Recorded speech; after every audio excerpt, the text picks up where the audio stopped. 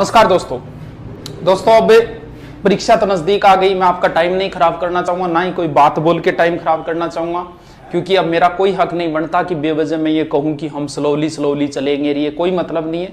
पूरी हिस्ट्री की proof reading मारता हूं मैं, पूरी इतिहास की। आप ये भी मत कहना सर समझ में नहीं आया, इसको 2, 3, 4, 5 बार देखना जाने से पहले। मैं बोलता हूं अगर 20 क्वेश्चन हिस्ट्री के आए तो इसमें से 10 से ऊपर क्वेश्चन आएंगे। पूरी आज प्रूफ रीडिंग कर रहे हैं हम, ना कि मैं आपको समझा रहा हूं, मैं तो बस आपको रीडिंग मरवा रहा हूं इतिहास की। चलो शुरू करते हैं। हिस्ट्री के अंदर सबसे पहले क्या देखना है? सबसे पहले हमारे आएंगे राजवंश। 1 मिनट दोस्तों, इधर रख देता हूं मैं इनको।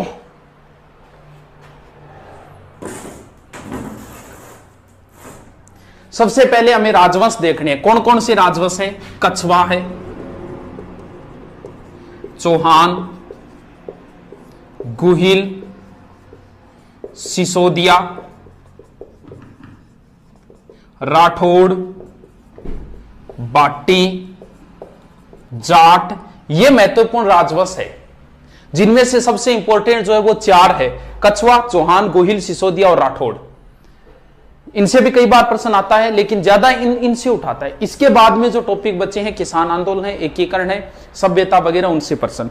तो मैं सारा रीडिंग मारता हूं, प्रूफ रीडिंग मारता हूं, इसको 2-3 बार आप देखना। सबसे पहले हम उठा लेते हैं कछवा राजवंश। कछवा राजवंश के सारे शासक लिखता हूं एक साइड में, फिर देखते हैं। सबसे पहले है तेजकर्ण या दुल्हे राय, एक ही बात है। इसके बीच 2-3 शासक आते हैं, उनको बाद में देखें। फिर इंपॉर्टेंट शासक आता है भारमल। भारमल का पुत्र है भगवंत दास। भगवंत दास का पुत्र है मान सिंह। पहले हम इतनों को ही देखते हैं, बोर्ड पर इतने ही आएंगे। कछवाओं का जो शासन था वो दोस्तों इस साइड में था, यहां डुडाड़ के आसपास। इधर पड़ता है नरवर।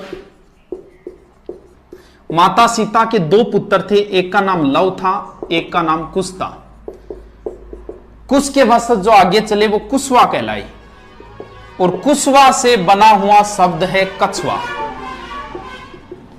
यानी कछवा अपने आप को भगवान राम के पुत्र मानते हैं। कुश भगवान राम के पुत्र कुश के वंशज मानते हैं इन्हें। कुश यानी इन्हें कहा जाता है रघुकुल तिलक। रघुकुल तिलक।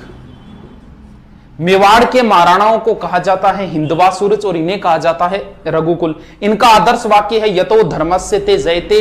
उन सिसोदियों का या मेवाड़ के महाराणाओं का आदर्श वाक्य है जो दृढ़ राखे धर्म ताहि राखे करतार। इनको रीडिंग मारते रहना, ये नहीं लिखे जाएगा, मैं इतने फास्ट बोल रहा हूं, बस इनको आप सुन लेना 2-3 बार। इसके बाद में कछवाओं में सबसे तेज शासक था तेजकर्ण। बहुत ज्यादा सुंदर था, सुंदर को बोलते दुल्हा, तो नाम हो गया दुल्हे राय। इसने क्या किया? तेजकर्ण या दुल्हे राय ने दौसा के अंदर बड़ गुजरों को हराकर 1137 में अधिकार कर लिया और अपनी प्रारंभिक राजधानी बनाई दौसा। दौसा के नजदीक एक स्थान है मांझी। मांझी को जीत के इसका नाम कर दिया रामगढ़, और यहां एक माता का मंदिर बनवाया जिसका नाम है जमवाय माता। ये कछवाहों की कुल देवी है। कछवा वंश का संस्थापक तेजकर्ण या दुल्हे राय है, यानी कछवा वंश का संस्थापक हो गया, कछवा वंश का संस्थापक हो गया तेजकर्ण। चौहान वंश का संस्थापक वासुदेव। रणथंबोर के चौहानों का गोविंद है। जालोर के चौहानों का कीर्तिपाल है। गुहिल वंश का संस्थापक है गुहिलादित्य। ध्यान रहे, चलो बाद में करें। सिसोदियों वंश का संस्थापक है राणा हमीर। राठौड़ वंश का संस्थापक है राव सिंहा। बाटी वंश का संस्थापक है बट्टी। जाट वंश का संस्थापक है चूड़ामन। बस सुनते जाओ इनको, टेंशन मत लेना किसी चीज की। कईयों में वास्तविक भी आता है, जैसे इनमें वास्तविक आएगा गुहिल वंश का वास्तविक संस्थापक बप्पा रावल। सिसोदिया राठौड़ वंश का वास्तविक संस्थापक चूड़ामन को माना जाता है, राव चूड़ा को माना जाता है। और जाट राजवंश का वास्तविक संस्थापक बदन सिंह को माना जाता है। इन तीनों में वास्तविक भी आते हैं, एक सीधा संस्थापक, एक वास्तविक। वास्तविक क्या होता है वो थोड़ा आगे देखेंगे। हाँ, अब ये जमवाय माता कछवाहों की क्या हो गई? कुल देवी। 2 चीजें होती है, एक कुल देवी होती है, एक आराध्य देवी होती है। इनकी परिभाषा वगैरह कंपटीशन में कोई नहीं पूछता, जब बच्चों को पढ़ाते हैं टाइम होता है तब इन पे अच्छी तरीके से व्याख्या करते हैं। एक बार मैं सीधे ही बता देता हूं। इनकी आराध्य देवी है शीला माता। शीला माता आगे आएगी मानसिंह के समकालीन, मानसिंह के समय आएगी शीला माता। ऐसा 2 ही जगह है, बाकी सब में जैसे चौहानों की कुलदेवी शाकंभरी माता है, सिक्कर के चौहानों की कुलदेवी जीर्ण माता है, जालोर के चौहानों की कुलदेवी आशापुरा माता है, गुइल और सिसोदे उनकी बाण माता है, राठौड़ों की कुलदेवी नागणेची माता है, भाटियों की कुलदेवी स्वांगिया माता है, जाट राजवंश की कुलदेवी राजेश्वरी माता है। यानी 2 में आएगा कछुआ राजवंश की कुलदेवी जमुआई माता और आराध्य देवी शीला माता, राठौड़ों की कुल देवी नागणेची माता और राठौड़ों की आराध्य देवी करणी माता। इन 2 में आराध्य आती, बाकी सब में क्या आएगी? कुल देवी ही आएगी। इसके बाद में तेजकर्ण का पुत्र आया दुलह राय।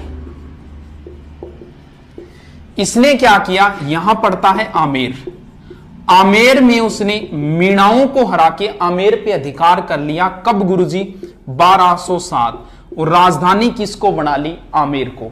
आमेर राजधानी तब तक रहेगी जब तक जयपुर नहीं बनेगा, 1727 तक। यानी कछुआओं की प्रारंभिक राजधानी दौसा होगी, दूसरी रामगढ़ होगी, तीसरी आमेर, चौथी और फाइनल राजधानी होगी जयपुर।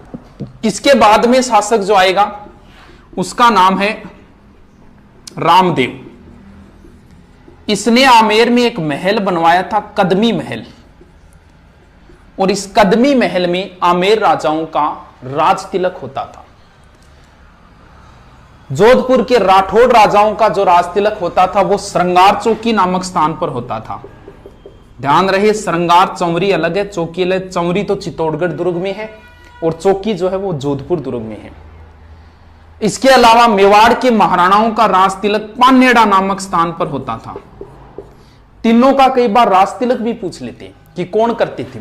एक चीज ध्यान रखना हमेशा, जिस क्षेत्र में जिस जाति का बाहुल्य ज्यादा होगा उसे साथ लेके चलना पड़ेगा, वरना आप शासन नहीं कर पाओगे। जयपुर में मीणा सर्वाधिक है तो जयपुर राजाओं के राज तिलक मीणा करते थे। मेवाड़ में भील ज्यादा है, मेवाड़ राणाओं के राज तिलक भील करते थे। और बीकानेर राजाओं के राज तिलक गोदारा जाट करते थे। तीनों का आता है, बाकी का उल्लेख नहीं आता कि भी कौन करता था। आगे देखते हैं, बस इनको 2-3 बार पढ़ना आप। पहली बार इसको देखना, अगर दूसरी बार शॉर्ट में नोट्स बनाओ तो दूसरी बार बनाना। इसके बाद में आएगा पृथ्वीराज कछुआ। पृथ्वीराज कछुआ इसने आमेर को 12 भागों में बांट दिया और आमेर 12 कोटड़ी नाम से प्रसिद्ध हुआ। और खानवा युद्ध में सांगा की सहायता के लिए पृथ्वीराज कछुआ गया था, वो हम सांगा के संदर्भ में पढ़ेंगे। इसके बाद में जो शासक है वो है भारमल। भारमल का एक ही पर्सन है, ज्यादा इंपॉर्टेंट, वही पूछा गया। आमेर का शासक भारमल है और उस समय दिल्ली का था अकबर। भारमल 1556 में मजनू खां के सहयोग से अकबर से मुलाकात हुई, कोई समाधान नहीं हुआ था। अकबर जियारत के लिए, जियारत क्या होती है? ये जात होती है एक तरीके, हम जात बोल देते हैं, जैसे हम हनुमान जी के जाए वो जात है और मुस्लिम भाषा में जियारत है। इसने एक नीति अपनाई थी सुलह कुल, वो नीति वगैरह नहीं पढ़ेंगे, अपने प्रश्नों पे आते हैं सीधे। अकबर जियारत के लिए अजमेर जा रहा था ख्वाजा साहब के, और यहां सांगानेर में रुका। और सांगानेर में भारमल अकबर से मिलने के लिए आया 1562 में और अधीनता स्वीकार की। सबसे ज्यादा जो इसका प्रश्न भारमल का आज तक पूछा गया वो यही पूछा गया। मुगलों की अधीनता स्वीकार करने वाला राजस्थान का प्रथम शासक भारमल। प्रथम शासक भारमल, प्रथम रियासत आमेर और प्रथम वंश कछुआ। इसके बाद में जियारत के बाद में जब अकबर वापस जा रहा था तो यहां सांबर में हिंदू मुस्लिम रीति रिवाज से जोधा और अकबर का विवाह हुआ था। पीछे सेकंड ग्रेड में प्रश्न आया था कि जोधा और अकबर की विवाह स्थली रही है सांबर। इसके बाद में भारमल मुगल दरबार में ये अधीनता स्वीकार कर ली थी, कुछ ना कुछ गिफ्ट देंगे। इन्होंने भारमल को 5000 की मनसबदारी दी। ये राजस्थान का प्रथम मनसबदार है। प्रथम अधीनता स्वीकार करने वाला भी भारमल है, वैवाहिक संबंध करने वाला भी भारमल है और राजस्थान का प्रथम मनसबदार भी भारमल है। सर मनसबदार क्या है? ये एक प्रथा है जो मुगलों ने मंगोलों से ली थी, यानी इससे पद का पता चलता था। नीचे से नीचे मनसबदारी 10 की और ऊपर से ऊपर होती थी 10,000 की। 5000 से ऊपर की मनसबदारी सिर्फ शहजादों को मिलती थी, जबकि जहांगीर सलीम को मनसबदारी 12,000 की थी। यह राजस्थान का पहला मनसबदार है भारमल 5000, और भगवंत दास को भी मनसबदारी मिली थी 5000 की। मान सिंह को सर्वाधिक मिली थी 7,000 की पहली बार। अकबर के दरबार में दो ही व्यक्तियों को 7,000 की मनसबदारी थी, एक मान सिंह को, एक मिर्जा अजीज कोका को। इसके बाद बारमल ने एक कस्बा भी बसाया था दौसा के अंदर, लवाण कस्बा, और एक मस्जिद भी बनवाई थी जयपुर में, आमेर में जामा मस्जिद, जयपुर तो भी बना नहीं है। ठीक है, भगवान दास की विशेष बात नहीं, एग्जाम में कभी नहीं पूछी गई है। महाराणा प्रताप को समझाने के लिए तीसरे अभियान के रूप में गए थे और चित्तौड़गढ़ के तीसरे साके के समय अकबर के साथ थे भगवान दास जी। इसके बाद में भगवान दास जी की पुत्री थी जिनका नाम था मानबाई, इनका विवाह सलीम से हुआ जिनसे खुसरो का जन्म हुआ। इसके बाद में जो इंपॉर्टेंट शासक आता है वो है मान सिंह।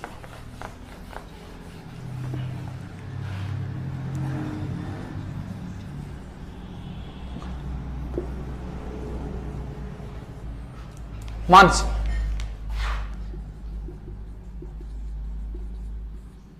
ऊपर कौन है? अकबर।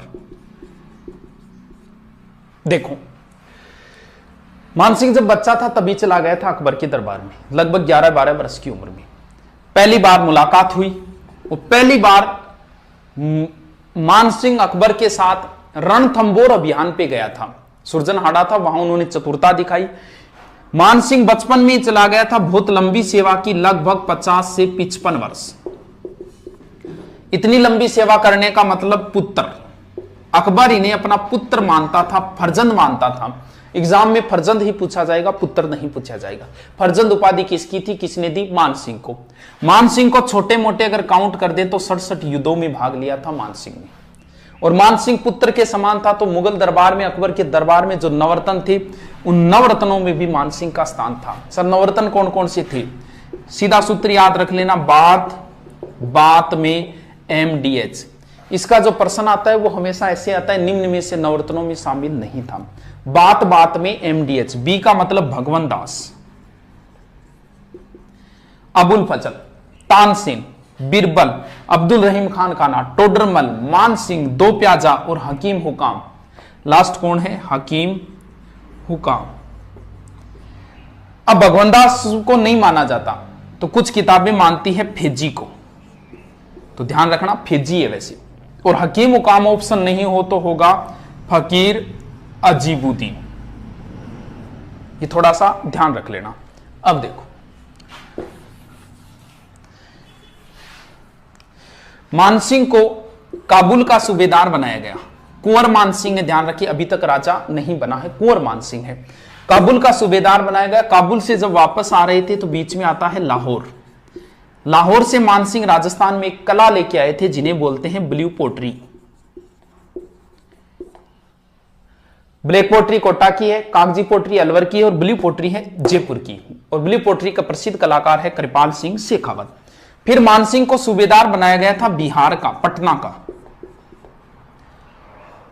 बिहार के अंदर अभी कुंवर मान सिंह ये राजा नहीं बने, और जब बिहार में थे तब इनके पीछे से पिता की मृत्यु हो गई भगवान दास की। नियम ये होता है कि वारिस जहां कहीं भी हो, राजगद्दी खाली नहीं रहनी चाहिए, उनका राज तिलक कर दो। तो मान सिंह का पहली बार राज तिलक जो है वो पटना बिहार में हुआ था। इसके बाद में मान सिंह जी को 3 बार सूबेदार बनाया गया बंगाल का।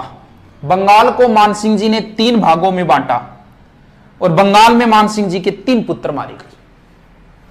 3 बार सूबेदार, 3 पुत्र मारे गए, 3 भागों में बांटे। 3 भागों के नाम बताओ सर।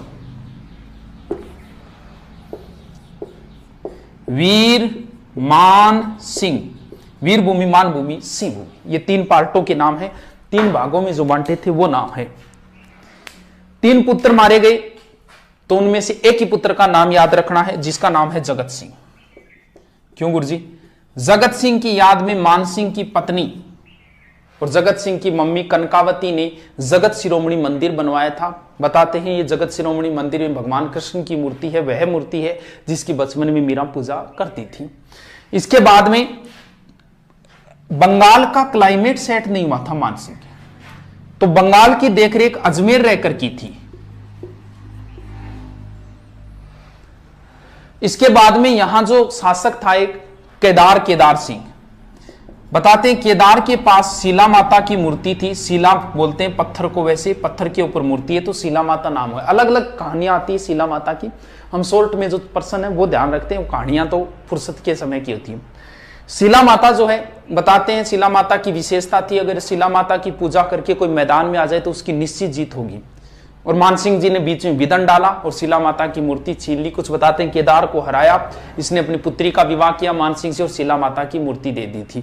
और शिला माता की मूर्ति मानसिंह जी ले आए आमेर में और यहाँ मंदिर बनवाया शिला माता। शिला माता की विशेषता यह है कि इनके 2.5 प्याला शराब चढ़ता है। वैसे जिन माता की भी 2.5 प्याला चढ़ता है। 2.5 शाखा जैसलमेर के है और 2.5 दिन का झोंपड़ा अजमेर के अंदर है। इसके बाद में अकबर के बाद में बादशाह बन गया जहांगीर। जहांगीर से विद्रोह किया था इसके पुत्र खुसरो ने। खुसरो मानसिंह का भांजा था और खुलकर पक्ष लिया था मानसिंह ने खुसरो का। इस वजह से जहांगीर नाराज हो गया था। मानसिंह को दक्षिणी अभियान में एलियचपुरा में भेजा जहां मानसिंह जी की मृत्यु हो गई। इसके बाद में आगे के शासक देखते हैं। फास्टली है ये, रीडिंग मार रहा हूं, प्रूफ रीडिंग है ये, कोई स्लो नहीं है। स्लो का टाइम ही नहीं रहा है, 2 दिन तो पूरे बचे हैं और पूरी इतिहास की रीडिंग मारूंगा। स्लो वाले अब कोई बात नहीं रही है, स्लो करके तो आपका टाइम खराब करना है।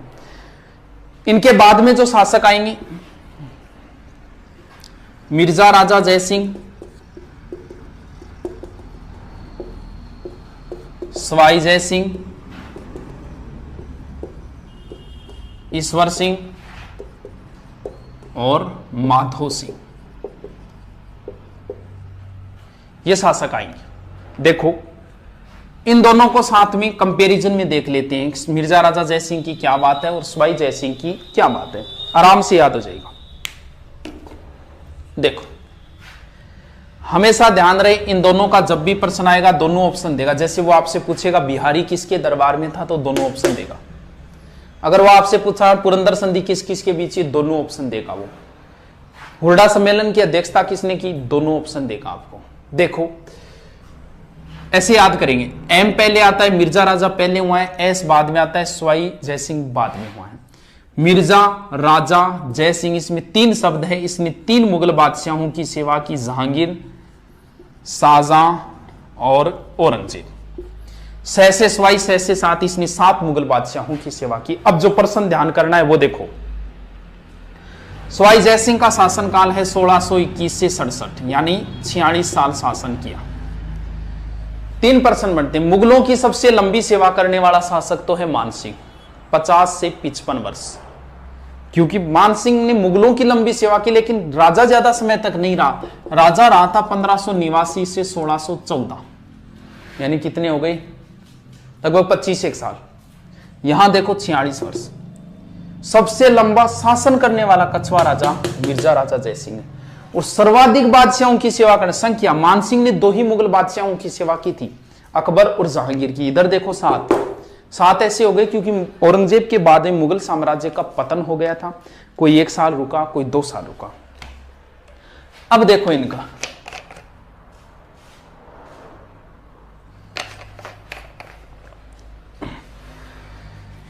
मिर्जा राजा जयसिंह, ये बीच वाला शाहजहां गंधार अभियान पे जाते समय मिर्जा राजा की उपाधि थी। मिर्जा राजा के बाद में सवाई जयसिंह हुआ और शाहजहां के बाद में औरंगजेब हुआ, तो इन्हें सवाई राजा की उपाधि किसने दी। और ऐसे प्रश्न ही ज्यादा आते हैं एग्जाम के अंदर। मिर्जा राजा की किसने दी, सवाई जयसिंह की किसने दी, मिर्जा राजा की शाहजहां ने दी और सवाई जयसिंह की किसने दी। कोई समस्या नहीं है इसमें, आराम से याद हो जाएगा। अब इसके बाद में इन्हें सवाई जयसिंह को वैसे चाणक्य भी कहा जाता है और मिर्जा राजा को औरंगजेब ने बाबाजी की उपाधि भी दी थी। ये तो एग्जाम में कभी नहीं पूछे गए, थोड़ा सा रखो तो रख लेना। अब इनके काम देखते हैं। इनके 2 ही बातें हैं इंपॉर्टेंट, एक तो बिहारी जो सबसे ज्यादा बार पूछा जाता है और दूसरी है पुरंदर की संधि।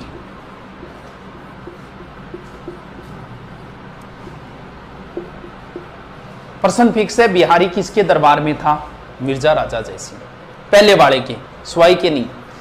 बिहारी ने बिहारी सतसई लिखी थी। बिहारी के 1-1 दोहे पर मिर्जा राजा इन्हें 1-1 स्वर्ण मुद्राएं दिया करता था और इन्हें काली पहाड़ी की जागीर भी दी थी। बस एग्जाम की दृष्टि से इतना ही, बिहारी किसके दरबार में था। पुरंदर की संधि 22 जून या 16 जून दोनों ही सही है, 1665, वेरी इंपॉर्टेंट संधि।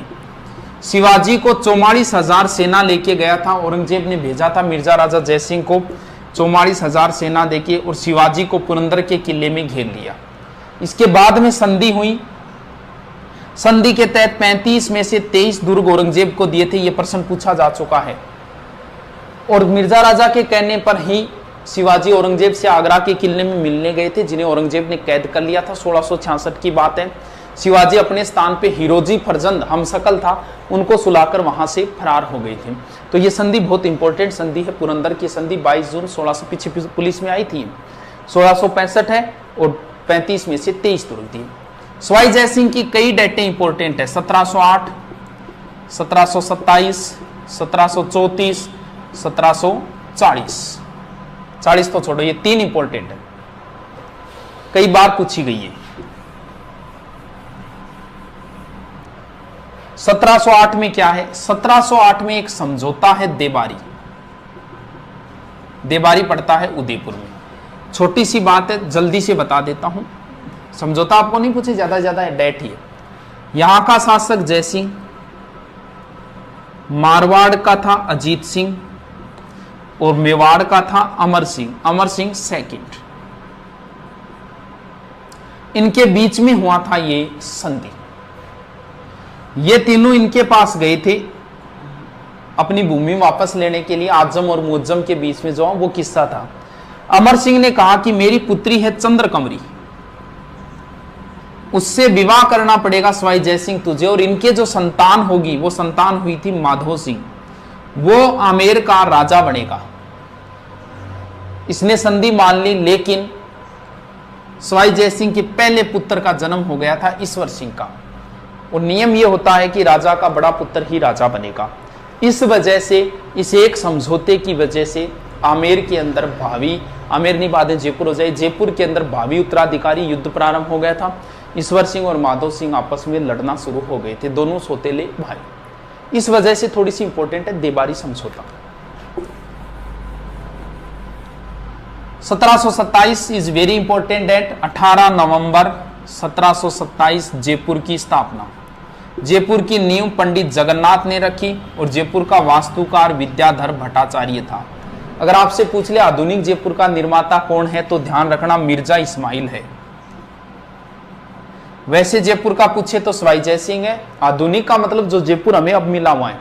सवाई जयसिंह ने जो जयपुर बसाया था वो चारों ओर से बंद था, चौकड़ियों का शहर चारों ओर से बंद था, और मिर्जा इस्माइल ने चारों ओर वो दीवारें हैं वो तुड़वा के जयपुर का विस्तार कर दिया था। इस वजह से आधुनिक जयपुर का निर्माता मिर्जा इस्माइल है, और वैसे जयपुर का निर्माता हो गया Sawai Jai Singh. 1734 is very important date. क्या हुआ इसमें? देखो क्या हुआ। वही सवाई जयसिंह। मेवाड़ का उस समय था संग्राम सिंह, सेकंड संग्राम सिंह है। जयसिंह गया संग्राम सिंह के पास कि मैं मराठों से परेशान हो गया, ऐसा कोई उपाय करो कि मराठों से पीछा छूटे। संग्राम सिंह ने कहा कि एक सम्मेलन रखो, कहां? हुरडा में। कब?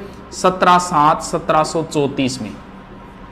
लेकिन संग्राम सिंह की पहले मृत्यु हो गई, बोला अध्यक्ष मैं ही रहूंगा। इसकी मृत्यु होने के कारण अगला शासक बना था जगत सिंह सेकंड, और इस हुरडा सम्मेलन की अध्यक्षता जगत सिंह सेकंड ने की। इसका आयोजन करता सवाई जयसिंह था।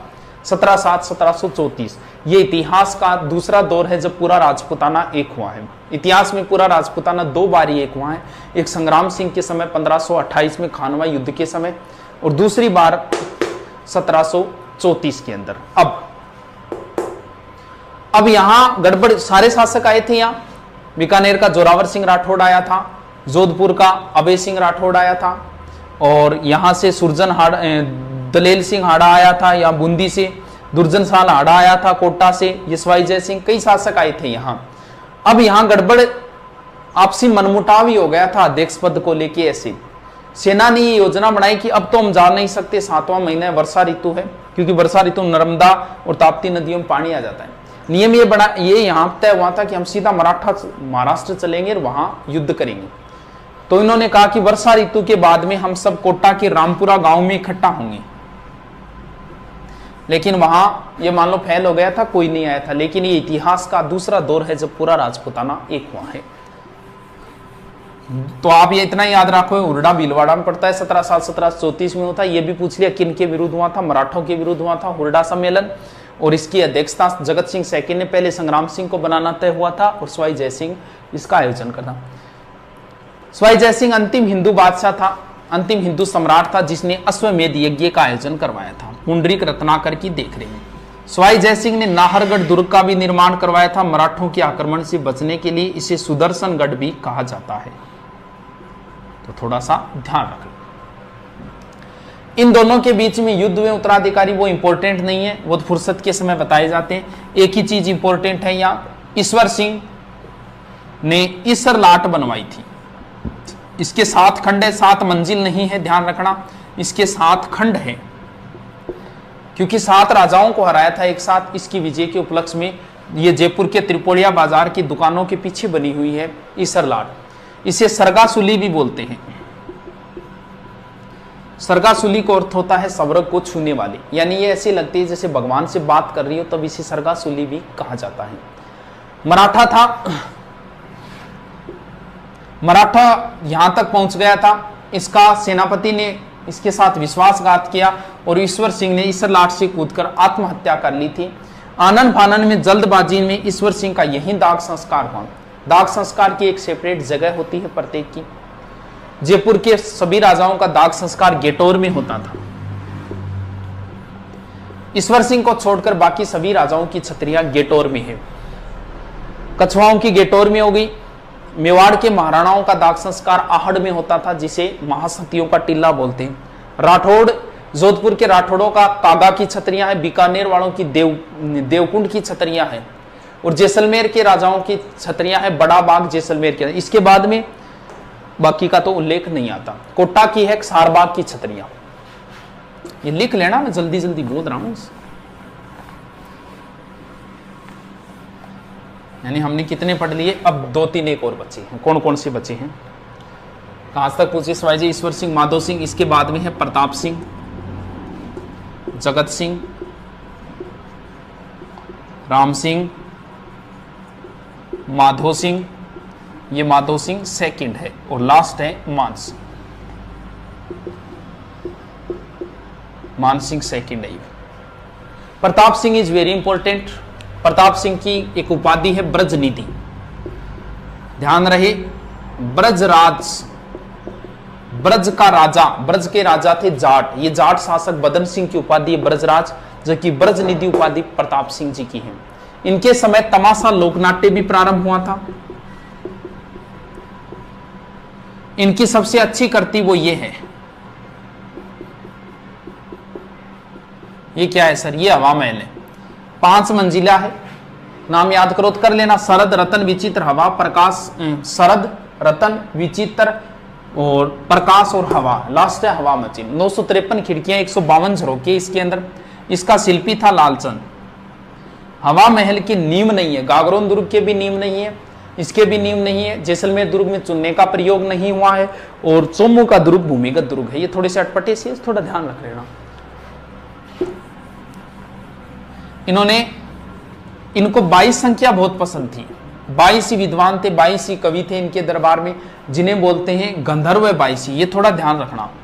गंधर्व जैसे नवरत्न थे ना, वैसे गंधर्व 22 प्रताप सिंह के दरबार में थे और इनके संगीत गुरु चांद खां थे। जगत सिंह को जयपुर का बदनाम राजा कहा जाता है। रसकपुर की वेश्या के कारण बताते हैं, ऐसा कोई किस्सा आता है इनका, फुर्सत में बताने वाले किस्से हैं। तो जगत सिंह को बदनाम राजा भी कहा जाता है जयपुर का। और जगत सिंह के समय एक छोटा सा युद्ध हुआ था, गिंगोली का युद्ध, 1807। गिंगोली पड़ता है पर्वतसर नागौर के अंदर। लंबी कहानी है, थोड़ा सा बस इतना ही याद रख लेना। मारवाड़ के मान सिंह और जगत सिंह के मध्य हुआ था। राम सिंह बहुत इंपॉर्टेंट है। Ram Singh second, school, college, घर, बांध, बाग, हॉल, सिनेमा हॉल और कलर, ये सब राम सिंह के। 2-3 बार बोलोगे ना, स्कूल, कॉलेज, घर, बांध, बाग, hall, home, cinema hall, colour सब राम सिंह ने करवाए थे। स्कूल कौन सी स्कूल? मेयो कॉलेज, नाम कॉलेज है, स्कूल ही है वो। स्कूल ऑफ आर्ट्स की स्थापना राम सिंह के समय हुई। महाराजा कॉलेज राम सिंह। चिड़ियाघर जयपुर में पहला खुला था, राजस्थान का, राम सिंह। बांध अपने ही नाम पर है, रामगढ़ बांध। बाग अपने ही नाम पर है, रामबाग और Ramniwas Bagh. Hall Albert hall का निर्माण करवाया। सिनेमा और राजस्थान का पहला या भारत का उत्तरी भारत का पहला फारसी थिएटर इन्हीं के समय खुला था। और कलर का मतलब जयपुर को उन्होंने गेरुआ या गुलाबी रंग में रंगवाया था। ठीक है, अगला कौन सा है? माधो सिंह।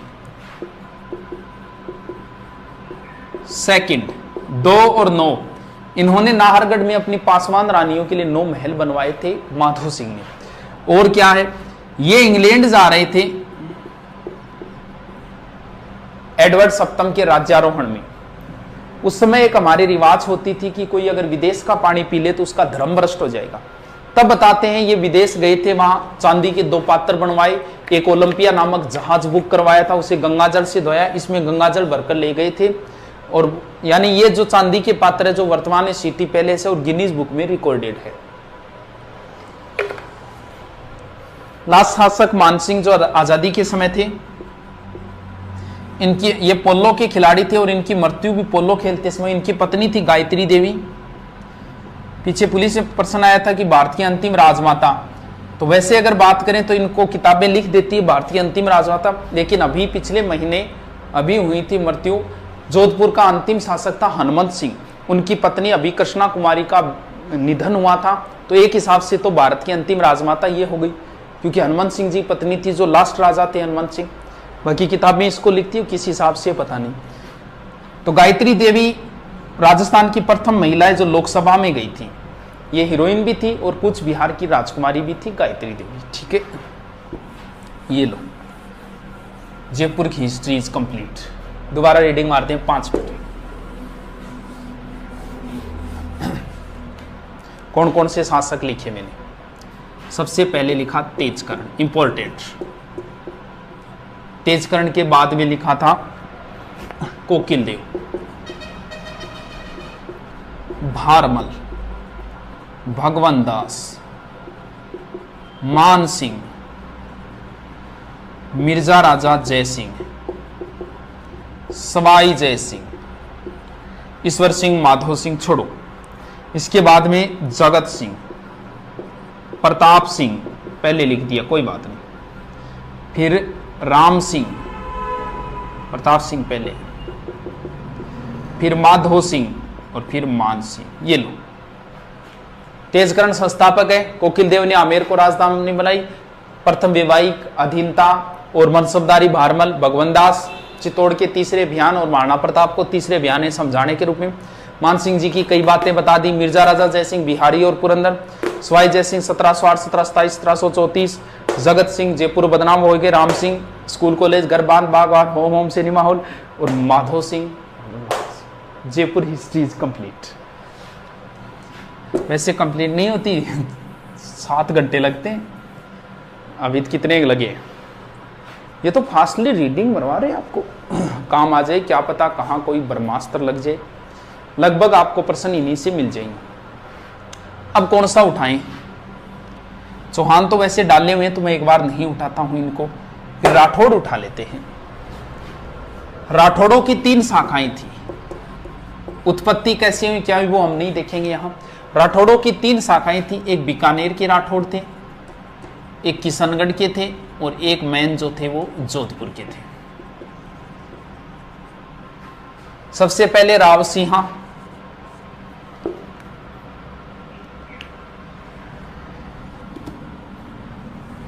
राव सिंहा, उसके बाद दूहड़, फिर चूड़ा, चूड़ा का पुत्र है रणमल, कान्हा भी है। रणमल के बाद में है जोधा, जोधा के बाद में है सातल देव। पहले तो इतनों का देखते हैं। अभी राव सिंहा कहां आए क्या आए इनका उल्लेख एक बार नहीं करेंगे। सीधे सीधे है राठौड़ वंश का संस्थापक राव सिंहा। दूहड़, दूहड़ कर्नाटक से एक माता की मूर्ति लाया था जिसे बोलते हैं चक्रेश्वरी माता, और दूसरा नाम है नागणेची माता। और वहां से लाके नागणेची माता की मूर्ति नगाना में लगाई। नगाना पड़ता है बाड़मेर। ध्यान रखना, एक नारायणी माता अलग है, नागणेची माता अलग है, नारायणी माता अलग है।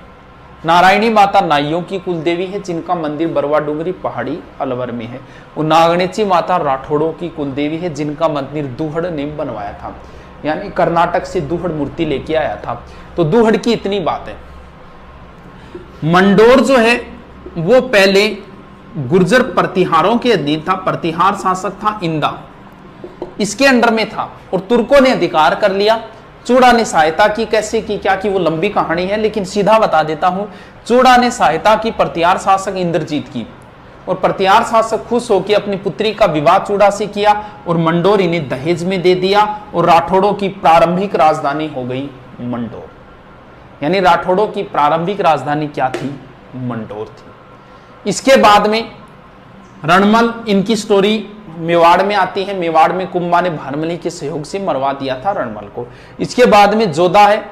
अब देखो, राठौड़ वंश का संस्थापक राव सिंहा, राठौड़ वंश का वास्तविक संस्थापक चूड़ा, यानी राव चूड़ा।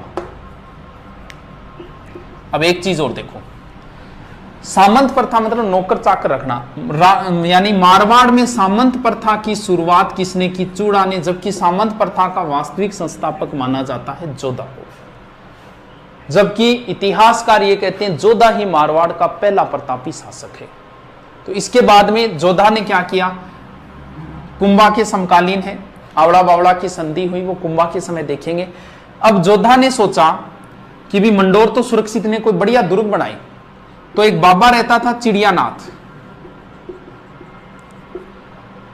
जोधा यहां आया और बाबा जी से कहा कि आप ये स्थान छोड़ दो, कोई दूसरी जगह मैं आपको दे दूंगा और यहां मैं दुर्ग बनाऊंगा, लेकिन बाबा ने मना कर दिया। अब जिदबाद के अंदर बाबा बोला ठीक है तू दुर्ग तो बना ले, कोई बात नहीं, लेकिन जैसे ही नींव रखेगा यहां का पानी सूख जाएगा। तब जोधा की टेंशन शुरू हो गई। तब किसी ने राय दी कि आप इस दुर्ग की नींव करणी माता से रखवाओ। तो करणी माता का नाम उस समय बचपन का नाम रिधिबाई था।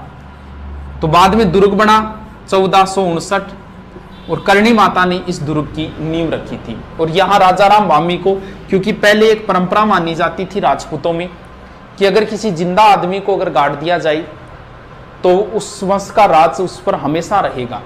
ऐसे नहीं है, जिंदा आदमी वो तैयार होना चाहिए। तब राजाराम वामी तैयार हुआ था, उसके परिवार को विशेष सुविधा दी गई, जमीनें दी गई। जोधपुर दुर्ग में सिर्फ और सिर्फ राजाराम भामी के परिवार की एंट्री थी, बाकी कोई एंट्री नहीं कर सकता था। तो ये इसी दुर्ग में पीछे वाली साइड में दो मंदिर बने हुए हैं, एक चामुंडा माता का मंदिर है, एक नागणेची माता का मंदिर है। और चामुंडा माता मंदिर में भगदड़ भी मची थी 2008 में, जिसकी जांच के लिए जसराज चोपड़ा आयोग बनाया गया था। इसके बाद में जो शासक है सातल देव, सातल देव की एक ही बात है, इनके समय अजमेर का था मल्लू खां, उसका सूबेदार था गुड़ला। यह गुड़ला पिंपाड़ से 140 कन्याओं को उठा के ले गया था। सातल देव इन्हें वापस छुड़वा के लाया था, और उसी दिन से एक नया नृत्य शुरू हो गया था, गुड़ला नृत्य। चेतकर्षण अष्टमी को प्रारंभ होता है ये गुड़ला नृत्य। गुड़ला नृत्य गुड़ला की पुत्री गिंदोली ने प्रारंभ किया था। तो सातल देव की और कोई बात नहीं है। आगे शासक मिटा देता हूं।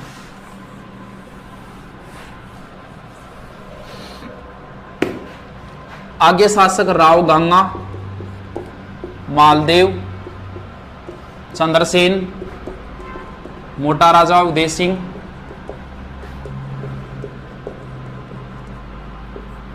सूर सिंह, गज सिंह, जसवंत सिंह, अजीत सिंह। टेंशन नहीं मत आना, हम तो रोज बढ़ाते हैं, नॉर्मल बातें होंगी। आधी रात को पूछे तो ही बोल देते हैं ये। अब तो कोई ये बोल देना मोटा राजा के बाद शुरू करो, कर देंगे। हाँ, आप टेंशन मत आना, इनमें आपके लिए जरूरी नहीं है, मेन चीजें जरूरी है आपके लिए। राव गंगा ने गंगलाव तालाब बनवाया था, और खानवा युद्ध में सांगा की सहायता के लिए मालदेव को भेजा था 4000 सेना देकर। अब इंपॉर्टेंट शासक है मालदेव। मालदेव ने गंगा की हत्या कर दी थी, अपने पिता की हत्या करके सोजत आ गया था और मालदेव का राज्याभिषेक भी सोजत में हुआ था। तो मालदेव मारवाड़ का या राठौड़ों का पितृहंता कहलाता है। चौहानों का पितृहंता जगदेव है और सिसोदियों का पितृहंता उदा है, जिसने कुंभा की हत्या कर दी थी। मालदेव, मालदेव के उपनाम बहुत हैं। हसमत वाला राजा, ये फारसी इतिहासकारों ने कहा था। ऐसे प्रश्न ज्यादा आते हैं। हिंदू बादशाह, ध्यान रखना, प्रबल हिंदू राजा हमीर को बोलते हैं, हिंदू सम्राट पृथ्वीराज चौहान को बोलते हैं, हिंदू पथ सांगा को बोलते हैं, हिंदू सुल्तान कुंभा को बोलते हैं और हिंदू बादशाह मालदेव को बोलते हैं। अब दोबारा करके लिख लेना इनको। हिंदू बादशाह बोलते हैं मालदेव को। 52 युद्धों का विजेता, 52 युद्धों का विजेता मालदेव ने सबसे पहले 1532 में बदराजून पर अधिकार किया था। फिर 1533 के लमसम इसने नागौर के दौलत खां को हराया। फिर मेड़ता के बिरमदेव को हराया। बिरमदेव के साथ दरियाजोश हाथी को लेकर विवाद हुआ था। लंबी कहानी है, यहां से प्रश्न पुटअप नहीं होते। इसके बाद में अपने परिवार वालों पर आक्रमण कर दिया था। किसके ऊपर? बीकानेर। बीकानेर का शासक था जेत सिंह। जेत सिंह मारा गया और कल्याणमल चला गया था इसका पुत्र शेरशाह की शरण में। कौन सा युद्ध हुआ था सर? 1542 में पाहेबा साहिबा। इसके बाद में मालदेव का विवाह हुआ था। लूणकरण की पुत्री थी उमादे, जो इतिहास में रूठी रानी नाम से प्रसिद्ध हुई थी। तो आपकी दृष्टि से इतना याद रखना है, रूठी रानी का वास्तव कैसे रूठी, क्या रूठी, लंबी कहानियां हैं। कहानियों के लिए हमारे पास अब टाइम नहीं बचा है। तो रूठी रानी का वास्तविक नाम उमादे, रूठी रानी का वास्तविक नाम था उमा थी। इधर देश में सत्ता पलटती है। शेरशाह से हार गया था कौन? हुमायूं। चौसा और बिलग्राम युद्धों में हुमायूं सहायता के लिए आया था मालदेव में और मिलन जोगी तीर्थ नामक स्थान पे मिले थे। फिर हुमायूं इधर चला गया था। इस बात पे शेरशाह नाराज हुआ और शेरशाह मैदान में आ गया था। कौन सा? इधर गिरी में लाके सेना डाल दी थी मालदेव ने और सुमेल में सेना डाल दी थी शेरशाह ने। यह युद्ध हुआ था 5 जनवरी 1544। मारवाड़ का सबसे इंपॉर्टेंट, सबसे बड़ा युद्ध यही है। मारवाड़ में वैसे 2 ही युद्ध हुए हैं, एक जिंगोली का युद्ध है और एक ये युद्ध है जो बड़े युद्ध है। बड़ा यही है, इसलिए ये इंपॉर्टेंट युद्ध है। लगभग एग्जाम में इसके बारे में पूछा जाता है। 1 मिनट, इसके बारे में कई बार पूछ लेते हैं। और इसमें मालदेव के वीर सेनापति थे जेता और कुंपा, ये मारे गए थे। मालदेव वापस आ गया था। वापस आने के बाद मालदेव चला गया था भद्राजोन। बहुत लंबी कहानी है इसकी, लेकिन शॉर्ट में याद रखना है। इस युद्ध में शेरशाह हारते हारते जीता था। तब उसने कहा था कि एक मुश्त बाजरा हिंदुस्तान बादशाहत बर्बाद बुदे, मैं एक मुट्ठी भर बाजरे के लिए हिंदुस्तान की बादशाहत खो देता। और जोधपुर सौंप दिया था शेरशाह ने खवास खां को, खवास खां व ईसा खां को। और शेरशाह चला गया था इधर लास्ट में चला गया था कालिंजरा।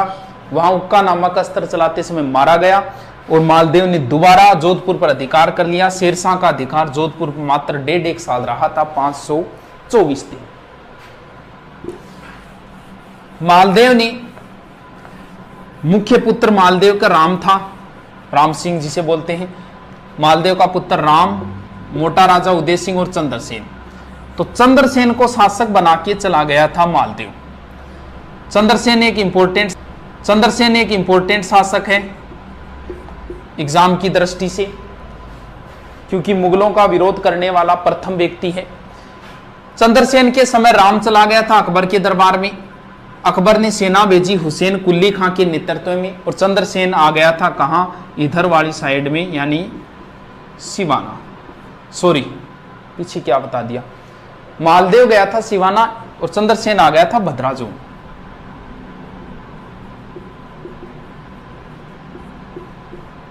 मालदेव गया था सिवाना, मारवाड़ राजाओं की संकटकालीन संस्थि। तो चंद्रसेन आ गया था बदराजुल। अब अकबर आया था जियारत के लिए और उसके बाद में अकबर ने एक दरबार लगाया था, नागौर दरबार, नवंबर 1570। इंपॉर्टेंट है, बहुत बार आया है नागौर दरबार कब लगा था। अब इस दरबार में बीकानेर से कल्याणमल आया था, जेत सिंह का पुत्र। जैसलमेर से हर्राय भाटी आया था और वो इधर से सुरजनहाड़ा आया था, कोटा से, बूंदी से सुरजनहाड़ा।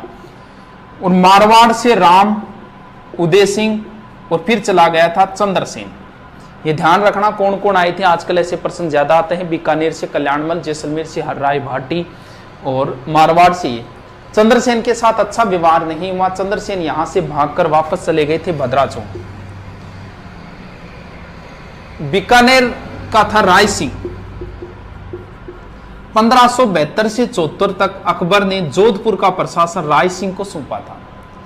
अब चंद्रसेन के उपनाम है पहला, क्योंकि नागौर दरबार 1570 है, महाराणा प्रताप का राज्याभिषेक 72 में हुआ, तो इससे पहले ही चंद्रसेन ने विरोध कर दिया था, इसलिए इन्हें प्रताप का अग्रगामी कहा जाता है। रेऊ नामक इतिहासकार ने कहा है कि ये मारवाड़ के प्रताप हैं। उसने तुलना की है प्रताप की चंद्रसेन की। तुलना यह की है कि प्रताप को भी भाइयों का विरोध सहना पड़ा था और इधर चंद्रसेन को भी भाइयों से लड़ाई करनी पड़ी थी। महाराणा प्रताप के भी जंगलों में भटके थे, खाने पीने की व्यवस्था नहीं हुई थी। वैसी ही हालत बताते हैं चंद्रसेन की हुई थी। चंद्रसेन को पोखरण दुर्ग हर्राय बाटी को 12,500 रुपये में किराए दिया था, 1 लाख फदिया के, और अपने गहने वगैरह भी चंद्रसेन को बेचने पड़े थे। इसके बाद में चंद्रसेन सिवाना आए। फिर यहां एक स्थान है संचियाप। संचियाप में चंद्रसेन की मूर्तियों, चंद्रसेन की छतरी भी यहीं पड़ती है, सारण की पहाड़ी पाली में। इसके बाद में शासक बना है मोटा राजा उदय सिंह। मोटा राजा की उपाधि अकबर ने ही दी थी, क्योंकि अकबर के समकालीन है। बात इतनी सी है, मोटा राजा का एक पुत्र था किशन सिंह, जिसने 1609 में किशनगढ़ बसा दिया, राठौड़ों की एक नई रियासत। मोटा राजा उदय सिंह मारवाड़ के प्रथम शासक है, जिसने मुगलों की अधीनता स्वीकार की और वैवाहिक संबंध किए। इन्होंने अपनी पुत्री का विवाह किया जगत गुसाई या जोधाबाई का, और उनका जो पुत्र हुआ था इतिहास से आगे, उसका नाम था खुर्रम या शाहजहां। आगे देखते हैं फिर सूर सिंह, गज सिंह। सूर सिंह की कोई बात नहीं, इसे सवाई राजा की उपाधि है। गज सिंह को दल थम्मन की उपाधि जहांगीर ने दी थी। दल पंगुल उपाधि पृथ्वीराज चौहान की है, और दल थम्मन जो उपाधि है वो है गज सिंह की। इसके बाद में जसवंत सिंह, अंतिम स्वतंत्र प्रवृत्ति के शासक माने जाते हैं जसवंत सिंह। जसवंत सिंह के समय मुगल बादशाह शाहजहां थे। शाहजहां के 4 पुत्र लड़ रहे थे, लास्ट में जो 2 थे, दारा और औरंगजेब। इनके बीच में 2 युद्ध हुए थे, एक तो दरमत का युद्ध और एक दोराई का युद्ध, 1658 और 59।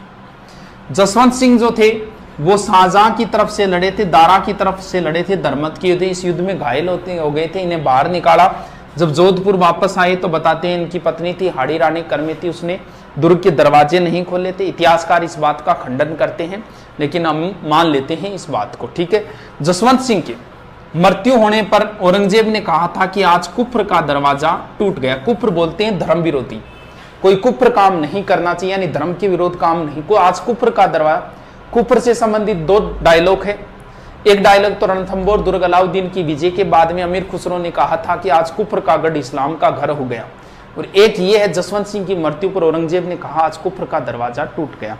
जसवंत सिंह के दरबार में 2 व्यक्ति थे, मुहणोत नैन सिंह, बहुत इंपॉर्टेंट है, और एक थे दुर्गादास राठौड़। दुर्गादास राठौड़। मुहणोत नैन सिंह ने नैनसीरी खयात लिखी और मारवाड़ रे परगनारी विगत लिखी। मारवाड़ रे परगनारी विगत को मारवाड़ का गजेटियर बोलते हैं। मारवाड़। मुहणोत नैनसीरी ख्यात को विश्वसनीय ख्यात मानी जाती है। ये ख्यात लिखने का काम चारण और भाटों का था। ये एकमात्र ऐसी ख्यात है जो चारणों ने नहीं लिखी। मुहणोत नैनसीरी जो ख्यात है, उस ख्यात में कहीं भी है शब्द का प्रयोग नहीं है। नैनसी ने इस ख्यात में राजपूतों की 36 शाखाओं का वर्णन किया है, जबकि नैनसी ने गुर्जर प्रतिहारों की 26 शाखाओं का वर्णन किया है। इसमें प्रत्येक गांव की जनसंख्या का भी वर्णन है, इसलिए नैन्सी को राजस्थान जनगणना का अग्रज माना जाता है। दुर्गादास राठौड़ ये आस्करण के पुत्र थे और इनके दरबार में थे। बाद में अजीत सिंह के संरक्षक बने थे। अजीत सिंह को नूरगढ़ के महल से गोराधाय के सहयोग से बचा के लाए थे। गोराधाय को मारवाड़ की पन्नाधाय कहा जाता है और दुर्गादास को अणबिंद्या मोती कहते हैं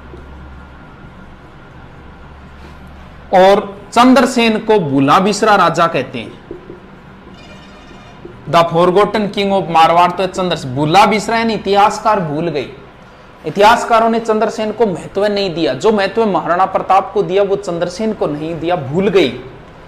और इन्हें बोलते हैं अणबिंद्या मोती, यानी इतिहासकारों ने इसे इतिहास में कभी पिरोया ही नहीं। दुर्गादास को मारवाड़ का उद्धारक कहा जाता है, मेवाड़ का उद्धारक भामाशाह को कहा जाता है और राणा हमीर को भी कहा जाता है। ठीक है दोस्तों, आगे देख लेते हैं, थोड़ा सा बचा है।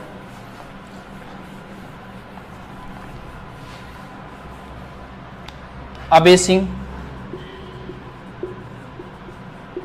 विजय सिंह, मान सिंह, जसवंत सिंह। ये जसवंत सिंह सेकंड है, इंपॉर्टेंट शासक इतने। अभय सिंह के समय एक ही घटना हुई थी, खेजड़ली की घटना 1730 में, जिसके बारे में एक वीडियो मैंने बता रखा है। विजय सिंह की पासवान रानी थी गुलाब राय। वीर विनोद के लेखक श्यामलदास ने इन्हें मारवाड़ की नूरजहां कहा है। मान सिंह एक सन्यासी राजा थे। इन्हें सन्यासी राजा कहा जाता है क्योंकि ये नाथ संप्रदाय को मानते थे। अंग्रेजों की इनके साथ कम बनती थी क्योंकि अंग्रेजों ने नाथों को परेशान किया, तो ये दुखी हो गए थे इस बात से। तो मान सिंह के समय वो गिंगोली का युद्ध है वो इन्हीं के समय हुआ था और बाद में इन्होंने EIC से संधि कर ली। इनकी इंपॉर्टेंट चीज ये है कि मान सिंह जी ने जोधपुर में महामंदिर बनवाया जो नाथ संप्रदाय का प्रधान केंद्र है। जसवंत सिंह जी के समय स्वामी दयानंद सरस्वती जी जोधपुर आए थे। दयानंद सरस्वती जी का जिक्र बाद में करेंगे, कैसे क्या घटना हुई। यहाँ नन्ही जान वेश्या ने बताती इनको जहर दे दिया था और इनसे इसके कारण इनकी तबीयत खराब हुई और अजमेर में इनका निर्माण हुआ था। तो ये माना जाता है, कई बार पूछ लेते हैं स्वामी दयानंद सरस्वती जी का निर्माण या मृत्यु कहाँ हुई, तो ध्यान रहे जोधपुर में जहर दिया था, जबकि इनकी मृत्यु अजमेर में हुई थी क्योंकि राजस्थान में आर्य समाज का प्रमुख केंद्र अजमेर था। ये थे जोधपुर मारवाड़। कितना याद हुआ मुझे नहीं पता, लेकिन दोबारा पढ़ना, तीसरी बार पढ़ना, चौथी बार पढ़ना। एक बार फिर प्रूफ रीडिंग मारते हैं। सबसे पहले थे बोलो राव सिंह, इसके बाद में दूहड़, इसके बाद में चूड़ा, राव चूड़ा, इसके बाद में रणमल, इसके बाद में जोधा, इसके बाद में सातल देव, फिर गंगा, फिर मालदेव, फिर चंद्रसेन और चंद्रसेन के बाद में हो गए मोटा राजा उदय सिंह, फिर सूर सिंह, फिर गज सिंह, इसके बाद में गज सिंह के बाद है जसवंत सिंह, इसके बाद में अजीत सिंह, फिर अभय सिंह, मान सिंह वगैरह। राठौड़ राजवंश का संस्थापक, नागणेची माता की मूर्ति राठौड़ों की कुलदेवी। राव चूड़ा, मारवाड़ में नौकरशाही की शुरुआत की इन्होंने और राठौड़ वंश के वास्तविक संस्थापक चूड़ा। रणमल, जोधपुर में इनकी मृत्यु, कुंभा के समय बारमली के सहयोग से इनकी मृत्यु हुई। जोधा ने जोधपुर बसाया, मंडोर से राजधानी जोधपुर और राठौड़ों का पहला शक्तिशाली शासक जोधा। सातल देव के समय गुड़ला की घटना। राव गांगा ने अपने पुत्र को भेजा मालदेव को। चंद्रसेन के समय अकबर का विरोध करने वाले पहले व्यक्ति है, भूला बिसरा राजा है। मारवाड़ का प्रताप है, प्रताप का अग्रगामी है, मारवाड़ का पहला शासक जिसने छापामार युद्ध पद्धति अपनाई। और चंद्रसेन नागौर दरबार में गए, वहां से भागकर भद्राजोन आ गए थे, फिर सिवाना गए, फिर सोजत गए, फिर संचियाप गए, कई स्थानों पे घूमे थे। राज्य से बाहर भी गए थे, डूंगरपुर बांसवाड़ा साइड में गए थे, सिरोही साइड में भी गए थे और प्रताप से भी मिले थे। इसके बाद में है उदय सिंह, मुगलों की अधीनता स्वीकार करने वाले, वैवाहिक संबंध स्थापित करने वाले पहले। देखो सारों का देखते हैं। भाटियों का पहला शासक जिसने मुगलों की अधीनता स्वीकार की, हर राय भाटी, जो नागौर दरबार में आए थे। बीकानेर के पहले शासक जिसने मुगलों की अधीनता स्वीकार की, कल्याणमल, जो नागौर दरबार में आए थे। मेवाड़ का पहला शासक जिसने मुगलों की अधीनता स्वीकार की, महाराणा प्रताप के पुत्र अमर सिंह, 1615 के अंदर। इसके बाद में फिर कौन बचे, ये आगे हो गया पूरा। अब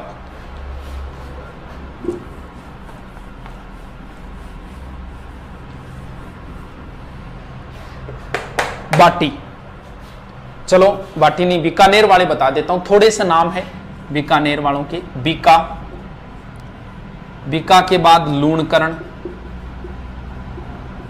लूणकरण के बाद में जेत सिंह, जेत सिंह के बाद में कल्याणमल,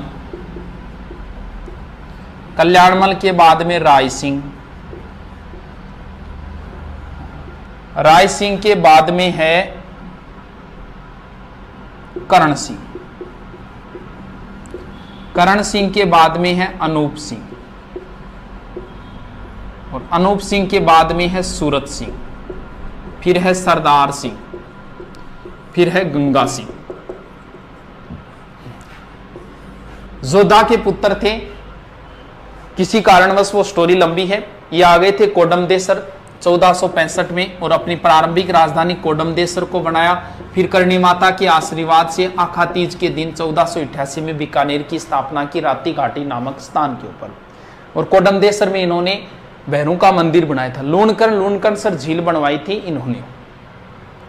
जेतसी वही है जिस पर मालदेव ने आक्रमण किया था और इनके पुत्र ये वहीं मारे गए थे, जेतसी और जेतसी। अब दो चीजें ध्यान रखनी है अपनों को, देखो इन्होंने ही भेजा था खानवा युद्ध में सांगा की सहायता के लिए। राव जेतसी ने चंद बिट्टू सुजा ने लिखा था, वो अलग चीज है। चलो दो चीजें हैं, एक तो है कलयुग का कर्ण और एक है राजपुताने का कर्ण। एक कलयुग का कर्ण है, एक राजपुताने का कर्ण है। देखो कैसे याद रखो, इनमें से एक तो है लूणकर्ण और एक है राय सिंह। कर्ण कर्ण ये तो ठीक है, लेकिन दोनों में कर्ण आ रहा है। देखो राय सिंह, रा से राजपुताना, राय सिंह राजपुताने के कर्ण है, मुंशी देवी प्रसाद ने कहा। और कलयुग का कर्ण बिट्टू सुजारी पुस्तक जो है ना, उसमें राव जेतसी रे छंद में कलयुग का कर्ण लूणकर्ण है। वैसे पकड़ लेना बस, राय सिंह राजपुताने का, रा से रा, और ये हो गए कर्ण कर्ण, कलयुग का कर्ण। कल्याणमल नागौर दरबार में गए थे कल्याणमल। राय सिंह, कल्याणमल के दो पुत्र थे, एक पृथ्वीराज राठौड़ थे जिन्होंने वेली किशन रुक्मणी लिखा था डिंगल भाषा में, उनका विवरण स्पेशल पढ़ेंगे, गागरोन दुर्ग में लिखा था इन्होंने। राय सिंह, राय सिंह जी जो थे इन्होंने जूनागढ़ दुर्ग बनवाया। कब सर 1589 से 94 के बीच में करमचंद की देखरेख में, या राय प्रशस्ति भी लिखवाई थी इन्होंने। इन्हें मुगल साम्राज्य का स्तंभ कहा जाता है और मानसिंह के बाद में सबसे ज्यादा विश्वास पात्र जो थे वो यही थे। इन्हें ही जोधपुर दुर्ग सौंपा था 1572 से 74 के बीच में। करण सिंह, करण सिंह की अगर बात करें तो इन्हें जांगलदर बादशाह बोलते हैं और इनके समय मतीरे की राड़ हुई थी अमर सिंह राठौड़ के साथ। अनूप सिंह के समय बीकानेर चित्रकला का स्वर्णकाल था। सूरत सिंह ने बटनेर दुर्ग जीतकर उसका नाम हनुमानगढ़ किया था। सरदार सिंह 1857 की क्रांति में राज्य से बाहर अंग्रेजों की सहायता के लिए गए थे। और गंगा सिंह, गंगा सिंह जी की कई बातें हैं। गंग नहर लाए थे, राजस्थान का भागीरथ बोलते हैं। तीनों गोलमेजों में जाने वाले आदमी यही थे। हमारे यहाँ छप्पनिया काल इन्हीं के समय पड़ा था। वर्साई की संधि में एकमात्र व्यक्ति जिनके हस्ताक्षर है महाराजा गंगा सिंह। अब थोड़ा सा और देखेंगे, लेकिन एक बार ये देखते हैं, इसके बाद और देख। चलो अब छोटा सा एक राजवंश है भाटी राजवंश।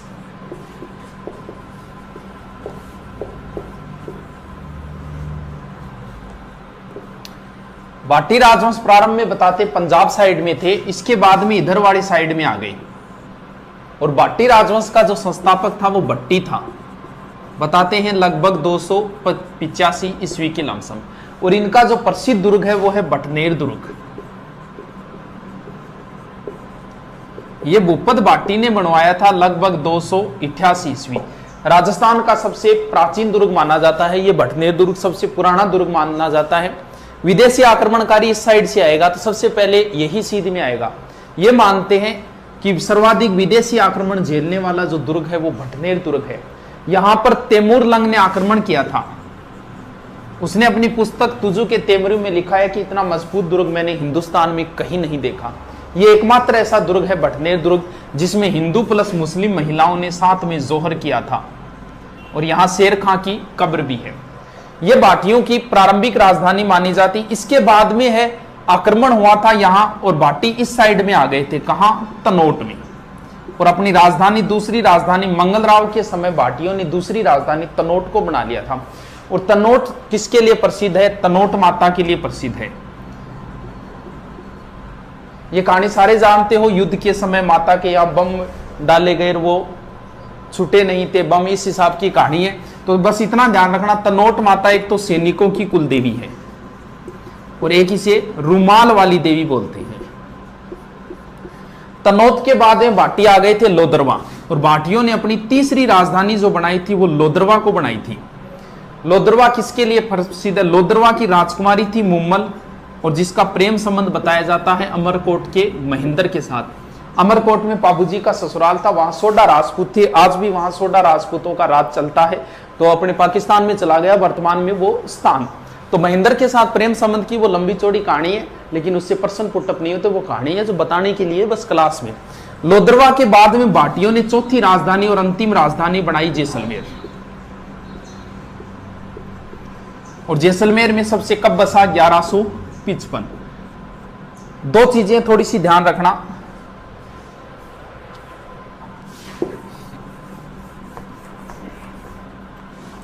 एक तो है त्रिकुट पहाड़ी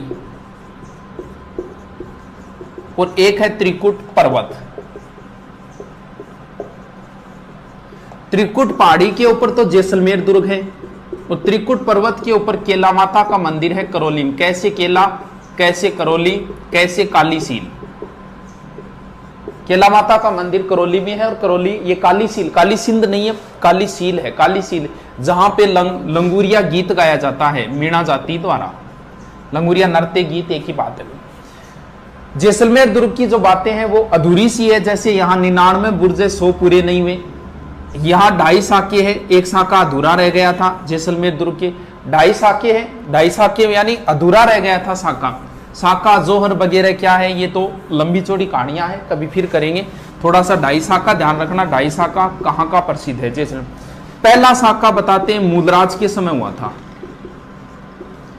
अलाउद्दीन का आक्रमण हुआ था। 2 डेटें आती है 1292 और 98, लेकिन राजस्थान का पहला साका 1301 में हुआ था, इसलिए यह प्रमाणित नहीं माना जाता। दूसरा जो साका हुआ था वो दुद्दा के समय हुआ था, बताते हैं फिरोज शाह का आक्रमण हुआ था। और तीसरा हुआ था 1550 में लूणकरण। लूणकरण रूठी रानी उमादे का पिता। लूणकरण के समय हुआ था। गंधार के अमर अली का आक्रमण हुआ। पुरुष तो मारे गए थे, लेकिन महिलाएं जोहर नहीं कर पाई थी, जो अधूरा रह गया था। ये अधूरा साका है 2.5 साका। बाकी सर्वाधिक साके है जैसलमेर चित्तौड़गढ़ दुर्ग में हुए हैं 3। ये थोड़ी सी बातें थी नॉर्मल सी भाटी राजवंश की। 4-5 शासक है जाट शासक, उनका भी देख लेते हैं। फासली रीडिंग मार रहे हैं ये जाट राजवंश। जाट राजवंश का उदय औरंगजेब के समय हुआ था। राजवंश की जिक्र करें औरंगजेब के समय, औरंगजेब के विरुद्ध गोकुला मथुरा का एक जाट था गोकुला ने अपने कुछ व्यक्तियों को लेकर औरंगजेब के विरुद्ध खड़ा किया था। तो गोकुला जाटों का प्रारंभिक नेता है। ये जाट राजवंश का संस्थापक नहीं है, जाटों का एक तरीके का नेता है। इसने अब्दुल नमी की हत्या कर दी थी, जो हिंदू मंदिरों को तोड़ रहा था, और औरंगजेब ने गोकुला को मरवा दिया। इसके बाद में नेतृत्वकर्ता बन गया राजाराम। जाटों का दूसरा नेता है राजाराम। राजाराम के बारे में आता है कि राजाराम ने अकबर की कब्र को लूटा था। इसके बाद में जाट साम्राज्य के जो माना जाता है वो माना जाता है चूड़ामन से। जाट साम्राज्य का संस्थापक चूड़ामन है, जबकि जाट साम्राज्य का वास्तविक संस्थापक कौन है? बदन सिंह। बदन सिंह को सवाई जय सिंह ने ब्रजराज की उपाधि दी थी। और डींग की जागीर दी थी। डींग के जल महल बदन सिंह ने बनवाए थे, जो प्रसिद्ध जल महल है डींग के जल महल। डींग वैसे जल महल जयपुर के अंदर ही है, लेकिन जो प्रसिद्ध जल महल है वो यहीं की है। ब्रजराज की उपाधि और जाट साम्राज्य का जाटों का प्रारंभिक नेता गोकुला, फिर राजाराम, जबकि जाट साम्राज्य का संस्थापक चूड़ामन है और जाट साम्राज्य का वास्तविक संस्थापक बदन सिंह को माना है। इसके बाद में जाटों का शक्तिशाली जो शासक है सूरजमल को माना जाता है। और सूरजमल जी ने ही एक दुर्ग बनाया था जिसका नाम है लोहागढ़। कद बनाया गुरुजी? 1733। यह मजबूत दुर्ग माना जाता है, अजय दुर्ग माना जाता है कि इसे आज तक कोई नहीं जीत पाया। लोहागढ़ दुर्ग, लोहागढ़ दुर्ग में दो चीजें, एक तो जवार बुर्ज है और एक फतेह बुर्ज है।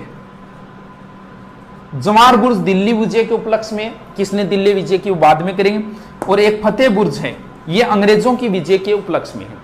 इसके बाद में सूरजमल जी का पुत्र था जवाहर सिंह,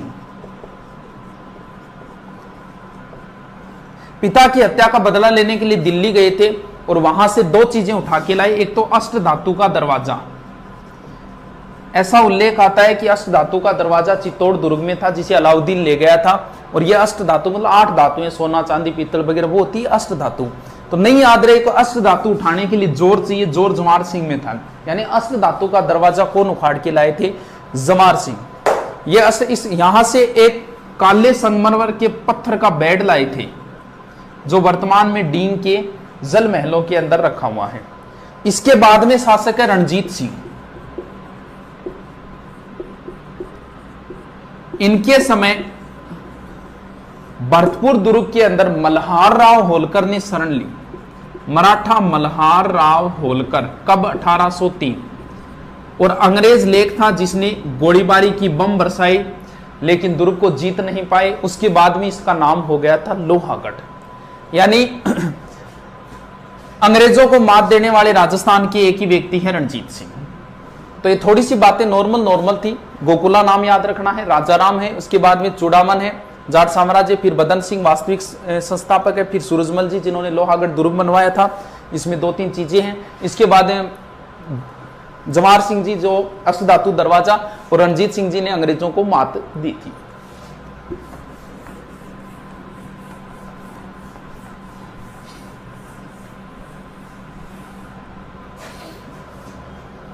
क्या रुक तो आगे बना रहे हो। लास्ट बच्चे हैं, चौहान तो डाले हुए हैं, गुहिल और सिसोदिया। लंबी चौड़ी कहानियां हैं, इनको कंप्लीट करना। थोड़े से देख लेते हैं, बहुत लंबा चौड़ा हो जाएगा वरना तो वीडियो। गुहिल राजवंश का संस्थापक गुहिलादित्य था। गुहिलादित्य शिलादित्य का पुत्र था। 567 में याद रह जाएगा गुहिल का, गुहिलादित्य। जबकि नाम याद करना है बप्पा रावल। गुहिल राजवंश का वास्तविक संस्थापक बप्पा रावल था, जिसने हारित ऋषि की सेवा की थी। लंबी चौड़ी कहानियां हैं। बप्पा रावल वास्तविक संस्थापक माना जाता है। ऐसा माना जाता है पाकिस्तान का रावलपिंडी शहर भी इन्हीं के नाम के ऊपर है। ये पहले व्यक्ति है जिन्होंने मेवाड़ में सोने के सिक्के चलाए। एकलिंग जी मंदिर बनवाया था। एकलिंग जी मेवाड़ के वास्तविक राजा माने जाते हैं, बाकी इनके नौकर माने जाते हैं कि भी हम हमारे वास्तविक राजा एकलिंग जी, हम तो इनके नौकर हैं, हम तो इनके राणा हैं। तो मेवाड़ के वास्तविक राजा एकलिंग जी है। जयपुर के वास्तविक राजा गोविंद देव जी है। भगवान श्री कृष्ण को जयपुर वाले मानते हैं और मेवाड़ वालों के वास्तविक राजा एकलिंग जी। इन्होंने अपनी प्रारंभिक राजधानी नागदा को बनाई। राजधानियां बहुत चेंज होगी मेवाड़ में। देखो आगे बप्पा रावल। इसके बाद में शासक आएगा अलट। अलट के बाद में शासक आएगा जेतर सिंह। इसके बाद में राजधानी चेंज करने वाला आएगा रतन सिंह। बप्पा रावल ने नागदा को बनाया, अलट ने आहड़ को बनाया, जेतर सिंह ने चित्तौड़ को बनाया, और इसके समय भी चित्तौड़ है। तो ऐसे याद करने में कोई समस्या। बाद में और राजधानियां चेंज होगी। इसके बाद में राजधानी आएगी, फिर चित्तौड़ के बाद में आएगी कुंभलगढ़। कुंभलगढ़ के बाद फिर चित्तौड़ जाएगी, फिर उदयपुर आएगी, फिर गोगुंदा आएगी। कुंभलगढ़ कुंभा के समय, चलो देखो, अलहट आहड़, ए और आ, इस हिसाब से याद रख लेना कि अलहट ने आहड़ को राजधानी बनाया था। ये पहला आदमी था जिसने हुण राजकुमारी से विवाह किया था। ये राजपूतों का पहला अंतरराष्ट्रीय विवाह है। जेतर सिंह, ये देखो दो ऊपर मात्रा है, यहाँ चित्तौड़ के ऊपर भी दो ऊपर मात्रा है, यानी जेतर सिंह ने राजधानी किसको बनाई? चित्तौड़ को। कुंभलगढ़ राजधानी बनाई थी कुंभा ने। चित्तौड़ फिर दोबारा महाराणा संग्राम सिंह के समय राजधानी वापस फिर चित्तौड़ हो गई थी। उदयपुर राजधानी उदय सिंह के समय थी। इसके बाद में गोगुंदा राजधानी हो गई थी प्रताप के समय। महाराणा प्रताप के समय कई राजधानियां हुई, गोगुंदा हुई थी, कुंभलगढ़ हुई थी, चावंड भी हुई थी, अंतिम राजधानी उनकी चावंड थी। तो प्रताप के समय तो कई राजधानियां चेंज हुई है। रतन गोहिल का गोहिलादित्य, वास्तविक बप्पा रावल, अलट ने आड़ को राजधानी बनाया। जेतर सिंह इल्तुतमिश के साथ बुताला का युद्ध हुआ, चित्तौड़ को राजधानी। रतन सिंह के बारे में सारे जानते हो, पद्मनी वाली कहानी है वो रतन सिंह के समय चित्तौड़ का पहला साका हुआ था। चित्तौड़ में 3 साके में थे, पहला, दूसरा और तीसरा। पहला हुआ है 1303 में, दोनों साके 1500 में हुए, कंटिन्यू हुए, एक विक्रमादित्य के समय, एक दोनों भाइयों के समय। 3 के बाद में 4, 5, 6, 7 और 8, यानी पहला 1303 में, दूसरा 1534-35 में, तीसरा 1567-68 में। पहला के समय शासक रतन सिंह था, आक्रमण अलाउद्दीन खिलजी का हुआ। दूसरे के समय शासक विक्रमादित्य था, अलाउद्दीन गुजरात के आक्रमण गुजरात के बहादुर शाह का हुआ था। तीसरे के समय शासक उदय सिंह था और आक्रमण अकबर का हुआ था। 3 में गोहिल राजवंश का अंतिम शासक था रतन सिंह। इसके बाद में आ जाती है राणा शाखा। राणा शाखाओं के शासक है हमीर, हमीर का बेटा खेता, खेता का पुत्र लाखा, लाखा का पुत्र मोक्कल, मोक्कल का पुत्र कुंभा, कुंभा का पुत्र था रायमल, रायमल का पुत्र संग्राम सिंह, संग्राम सिंह के बाद में शासक बना है संग्राम सिंह का पुत्र विक्रमादित्य, विक्रमादित्य के बाद में बना है उदय सिंह, उदय सिंह के बाद में महाराणा प्रताप, और महाराणा प्रताप के बाद में अमर सिंह, इसके बाद में करण सिंह, इसके बाद में जगत सिंह, इसके बाद में राज सिंह। इतनों की जरूरत तो नहीं है याद करने, कंटिन्यू भी कोई जरूरी नहीं है याद करने की। देखो प्रसिद्ध जो है ना, जैसे महाराणा प्रताप, महाराणा प्रताप के दादाजी का नाम हो गया संग्राम सिंह। ये दोनों भाई है, दोनों पुत्री है संग्राम सिंह के। संग्राम सिंह के दादाजी हो गए कुंभा, कुंभा के दादाजी हो गए लाखा, और लाखा के दादाजी हो गए राणा हमीर। मैन यही है, बीच में तो ज्यादा डिटेल नहीं है इनका, मैन ये शासक ही इनकी मैन चीजें अगर इनकी देखें फास्टली रिपीट मारे, क्योंकि मेवाड़ के इतिहास में 15 घंटे लगते हैं। नॉर्मल ऐसी मैन चीजें इनकी देखते हैं। फिर भी अगर आप शॉर्ट में याद करो तो संग्राम सिंह, और अब 2 ही दिन बचे हैं तो 2 ही शासक याद कर लो, लगभग पर्सन इसी में से आता है। या तो संग्राम सिंह में से आएगा या महाराणा प्रताप का तो निश्चित ही मान लो एग्जाम के लिए। राणा हमीर, ये कौन सा वंश शुरू हो गया? सिसोदिया। राणा हमीर सिसोदिया राजवंश का संस्थापक है। इसके सिर्फ उपनाम है। मेवाड़ का उद्धारक, विषम घाटी पंचानन, प्रबल हिंदू राजा। मेवाड़ का उद्धारक कहा गया है अमीर को। मेवाड़ का उद्धारक भामाशाह को भी बोलते हैं, पीछे राजस्थान पुलिस में आया था। विषम घाटी पंचानन का अर्थ होता है विकट परिस्थितियों में शेर के समान, यानी ये आदमी विकट परिस्थिति में भी शेर के समान रहा था। विषम घाटी पंचानन कहां कहा गया? ये कुंभा ने कहा था। कुंभा ने लिखी है, टीका लिखी है जयदेव के गीत गोविंद पर रसिक प्रिया, सॉरी विषम घाटी पंचानन कीर्ति स्तंभ में, जबकि कुंभा ने कहा है वीर राजा। कुंभा ने अमीर को वीर राजा कहा है विषम घाटी पंचानन कीर्ति स्तंभ में, और प्रबल हिंदू राजा कहा है टोड ने। खेता की कोई बात नहीं है। आगे लाखा है। लाखा का पूरा नाम है लक्ष्य सिंह। मेवाड़ में शॉर्ट में नाम लिया जाता है, जैसे कुंभकर्ण नाम है, संग्राम सिंह को सांगा बोलते हैं, प्रताप सिंह को प्रताप बोलते हैं। वैसे ही लक्ष्य सिंह है, लक्ष्य सिंह का मतलब लकी सिंह। सारे किस्मत वाले जो बातें हैं वो सारी लाखा के समय हुई थी। जैसे जावर में चांदी की खान किस्मत की बात है, पिछोला झील बनवा गया कोई ऑटोमेटिक अपने आप ही, लाखा जी का पैसा ही नहीं लगा, एक बंजारा बनवा गया, किस्मत वाली बात है। फिर इनका विवाह हुआ था हंसाबाई से, रावचूड़ा की पुत्री थी हंसाबाई, ये भी किस्मत वाली बात है क्योंकि विवाह होना किसके साथ था, कुंवर चूड़ा के साथ। बाद में इन्होंने प्रतिज्ञा ले ली और ये मेवाड़ के भीष्म पितामह कहलाए थे। इसके बाद में मोकल की बातें नहीं है, मोकल की हत्या कर दी थी चाचा और मेरा ने। फिर कुंभा की बहुत सारी बातें हैं, कुंभा का भी एग्जाम में लगभग एग्जाम में प्रश्न आएगा और आपके भी आता है। कुंभा संग्राम सिंह और प्रताप सिंह।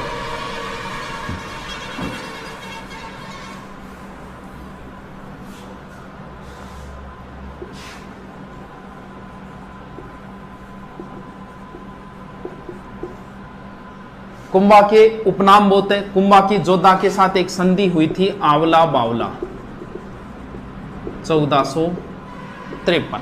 कुंभा के समय गुजरात का शासक था कुतुबुद्दीन शाह और मालवा का था महमूद खिलजी प्रथम। कुंभा के उपनाम बहुत है, अभिनव भट्टाचार्य, राणो रासो, हालगुरु, हिंदू सुल्तान,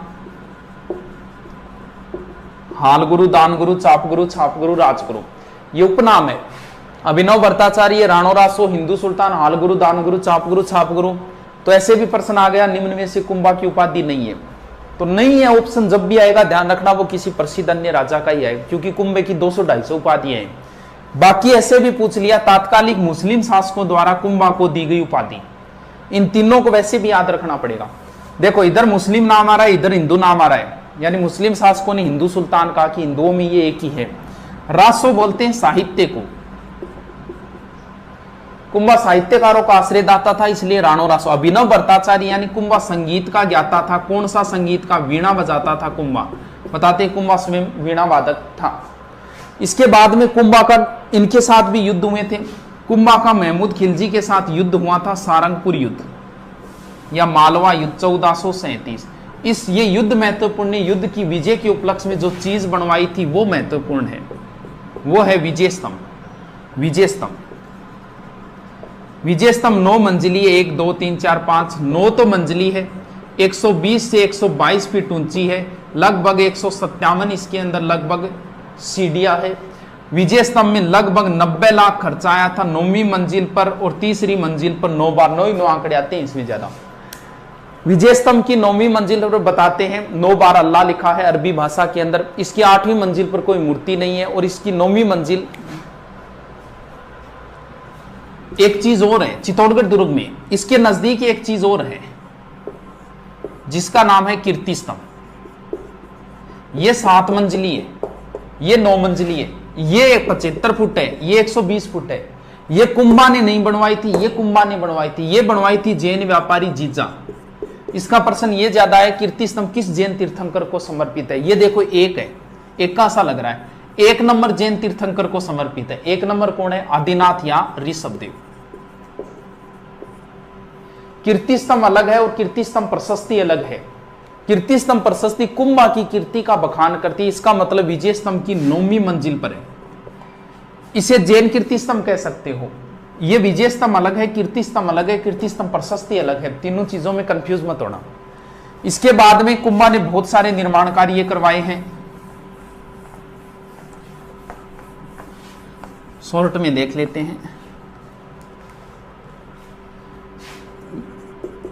राजस्थान में स्थापत्य का स्वर्णकाल कुंभा के समय माना जाता है। कुंभा ने मेवाड़ में सर्वाधिक दुर्ग बनाए, मारवाड़ में सर्वाधिक मालदेव ने बनवाए थे। वीर विनोद के लेखक श्यामल दास ने कहा है कि मेवाड़ में 84 में से 32 दुर्ग अकेले कुंभा ने बनवाए हैं, जबकि ऐसा प्रश्न जरूर पूछा जा चुका है, लेकिन आपको सिर्फ 5 ही नाम याद रखने हैं। कुम्भलगढ़, अचलगढ़, बहुत पिछली बार राजस्थान पुलिस में आया था इसका प्रश्न। कुम्भलगढ़, अचलगढ़, बसंतगढ़, बैराठ और भोमठ, बस ये 5 ही दुर्ग याद करने। एक और करो तो कर लेना, छठा मचान। सीधा सा है कुंभलगढ़, अचलगढ़, बसंतगढ़, बैराट, भोमट, कुंभलगढ़, अचलगढ़, बसंतगढ़, बैराट, भोमट, कुंभलगढ़, अचलगढ़, बसंतगढ़, बैराट, भोमट। इनमें से ये दोनों सिरोही में है। बसंतगढ़ को कई बार बसंती भी लिख देते हैं। बैराट भोमट पड़ता है बाड़मेर में, बैराट पड़ता है भीलवाड़ा में, मचान पड़ता है सिरोही में, और कुंभलगढ़ हो गया रासम। ये एक ही दुर्ग है जिसका डिटेल है, बाकी का कोई डिटेल नहीं है, नाम और जिला। थोड़ी सी बात देख लेते हैं कुंभलगढ़ दुर्ग। कुंभलगढ़ दुर्ग की सबसे बड़ी विशेषता बस यही है। चित्तौड़ दुर्ग अगर आपको दिखाया हुआ मिलेगा तो विजय स्तंभ मिलेगी, अगर कुंभलगढ़ दिखाया मिलेगा तो ये 36 किलोमीटर लंबी दीवार मिलेगी, जिसे भारत की महान दीवार the great wall of India कहा जाता है। बहुत ऊंचाई पर है ये दुर्ग। इस दुर्ग के अंदर एक महल है कटारगढ़। यहां कुंभा ने राजधानी ये बना ली थी, यहां से कुंभा पूरे मेवाड़ को देखता था, इसे मेवाड़ की आंख कहते हैं। कटारगढ़ के सबसे ऊपर महल है बादल महल, जिसे बादल भी टच करते हैं। इसी बादल महल में 9 मई 1540 ज्येष्ठ शुक्ल तृतीया वार रविवार महाराणा प्रताप जयवंताबाई के गर्भ से महाराणा प्रताप का जन्म हुआ था।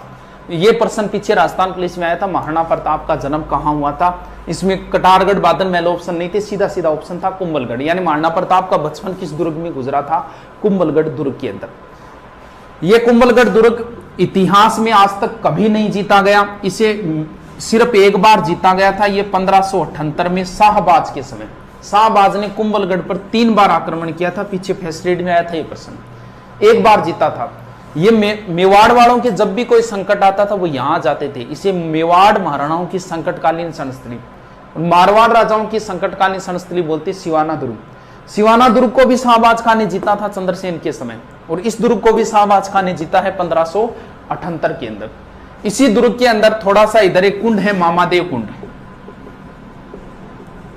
यहां कुंभा पूजा कर रहा था। कुंभा के अंतिम समय में उन्माद रोग हो गया था, जिसमें बैकी बैकी बातें करना होता है, आदमी भूल जाता है कि वो उन्माद रोग होता है। और यहां कुंभा के पुत्र उदा आया और कुंभा की हत्या कर दी। उदा को मेवाड़ का पितृहंता कहते हैं। राजपूत सरदारों ने इसे स्वीकार नहीं किया क्योंकि इसने जघन्य काम किया, पिता की हत्या की, इसे निकाल दिया और कुंभा के दूसरे पुत्र रायमल को बना दिया था राणा।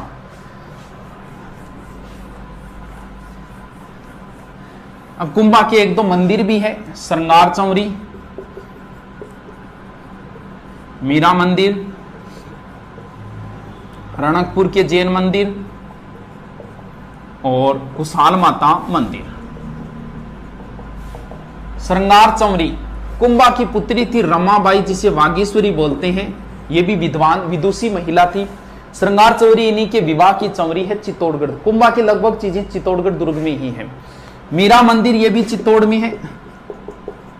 इसमें कंफ्यूज मत होना, कुंभा का शासनकाल है 1433 से 68, जबकि मीरा का जन्म हुआ था 1498 में, यानी कुंभा की मृत्यु के 30 साल बाद।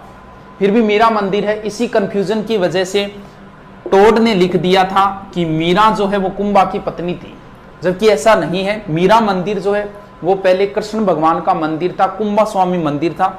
मीरा इसमें बैठ के पूजा करती थी, इसलिए मीरा मंदिर नाम से प्रसिद्ध हो गया था। तो बनवाया इसे किसने था? कुंभा ने ही बनवाया था। रणकपुर के जैन मंदिर पड़ते हैं पाली में, बहुत प्रसिद्ध मंदिर है, मथाही नदी के किनारे है। इसमें 1444 खंबे हैं, स्तंभों का वन बोलते हैं, घंटियों का मंदिर भी बोलते हैं। ये मालवा दोबारा जब विजय की थी ना कुंभा ने, तब बनवाई थी, द्वितीय मालवा विजय के उपलक्ष्य में कुशाल माता का मंदिर। इसके बाद कुंभा का साहित्य है, संगीत राज, संगीत मीमांसा, संगीत सुधा, कामराज, रतिसार, ये 5-7 ग्रंथ है जो आप देख लेना, रख लेना। कुंभा के बाद रायमल की बात नहीं है, फिर संग्राम सिंह की है।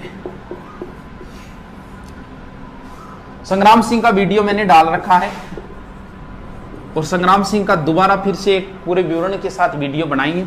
संग्राम सिंह के बाद में है विक्रमादित्य, संग्राम सिंह का पुत्र। विक्रमादित्य के समय की एक ही बात है, बता देते हैं शॉर्ट में। अब चित्तौड़ का राणा बन गया संग्राम सिंह के बाद में विक्रमादित्य, और सांगा की विधवा पत्नी कर्मावती राजकार्य संभाल रही है। गुजरात का था बहादुर शाह। बहादुर शाह ने सोचा कि मेवाड़ कमजोर तो है, चलो आक्रमण करते हैं। इसने 1534 में आक्रमण किया, लेकिन कर्मावती ने इसे रणथंबोर की जागीर देके वापस भेज दिया था। और बहादुर शाह की हुमायूं के साथ बिगड़ गई। हुमायूं इस पर आक्रमण करने के लिए चला था। तब इसने सोचा कि हुमायूं आक्रमण करने आ रहा है, क्यों ना चित्तौड़ को जीत ले। इसने रूमी खां के नेतृत्व में दोबारा चित्तौड़ की घेराबंदी कर दी। तो बताते हैं कर्मावती ने हुमायूं को सहायता के लिए अपील की थी। हुमायूं वहां से चल भी पड़ा था, क्योंकि दोनों काम ही करने, बहादुर शाह पे आक्रमण तो करना ही है। वो सहारनपुर में पहुंचा। इधर से बहादुर शाह ने इसके पास खत भेज दिया था, बोल देख मैं जिहाद करने के लिए जा रहा हूं, तू बीच में मत आ, अपनी लड़ाई बाद में, हम बाद में लड़ेंगे। यानी इस युद्ध को चुपके से जिहाद घोषित करके बहादुर हुमायूं को सहारनपुर के लमसम रोक दिया था। फरिश्ता के अनुसार ये ग्वालियर में रुका था, जो भी है। अब यहां नेतृत्व संभाला बाघ सिंह ने। कर्मावती ने विक्रमादित्य और अपने पुत्र दूसरा उदय सिंह, इन दोनों को ननियाल बूंदी भेज दिया। बाघ सिंह के नेतृत्व में केसरिया हुआ, कर्मावती के नेतृत्व में जोहर हुआ और 1534-35 चित्तौड़गढ़ का दूसरा और सबसे बड़ा साका पूर्ण हुआ। यहाँ 13,000 रानियों ने जोहर किया था। इसके बाद में विक्रमादित्य की सब जानते हो, बनवीर ने हत्या की, उदय सिंह को मारना चाहा। पन्नाधाई ने अपने पुत्र चंदन का बलिदान देके उदय सिंह को सुरक्षित पहले देवलिया के ठाकुर के पास, फिर डूंगरपुर और फिर लास्ट में कुंभलगढ़ ले गए थे, आशा शाह की देखरेख में रखा। इसके बाद में शासक बन गया उदय सिंह।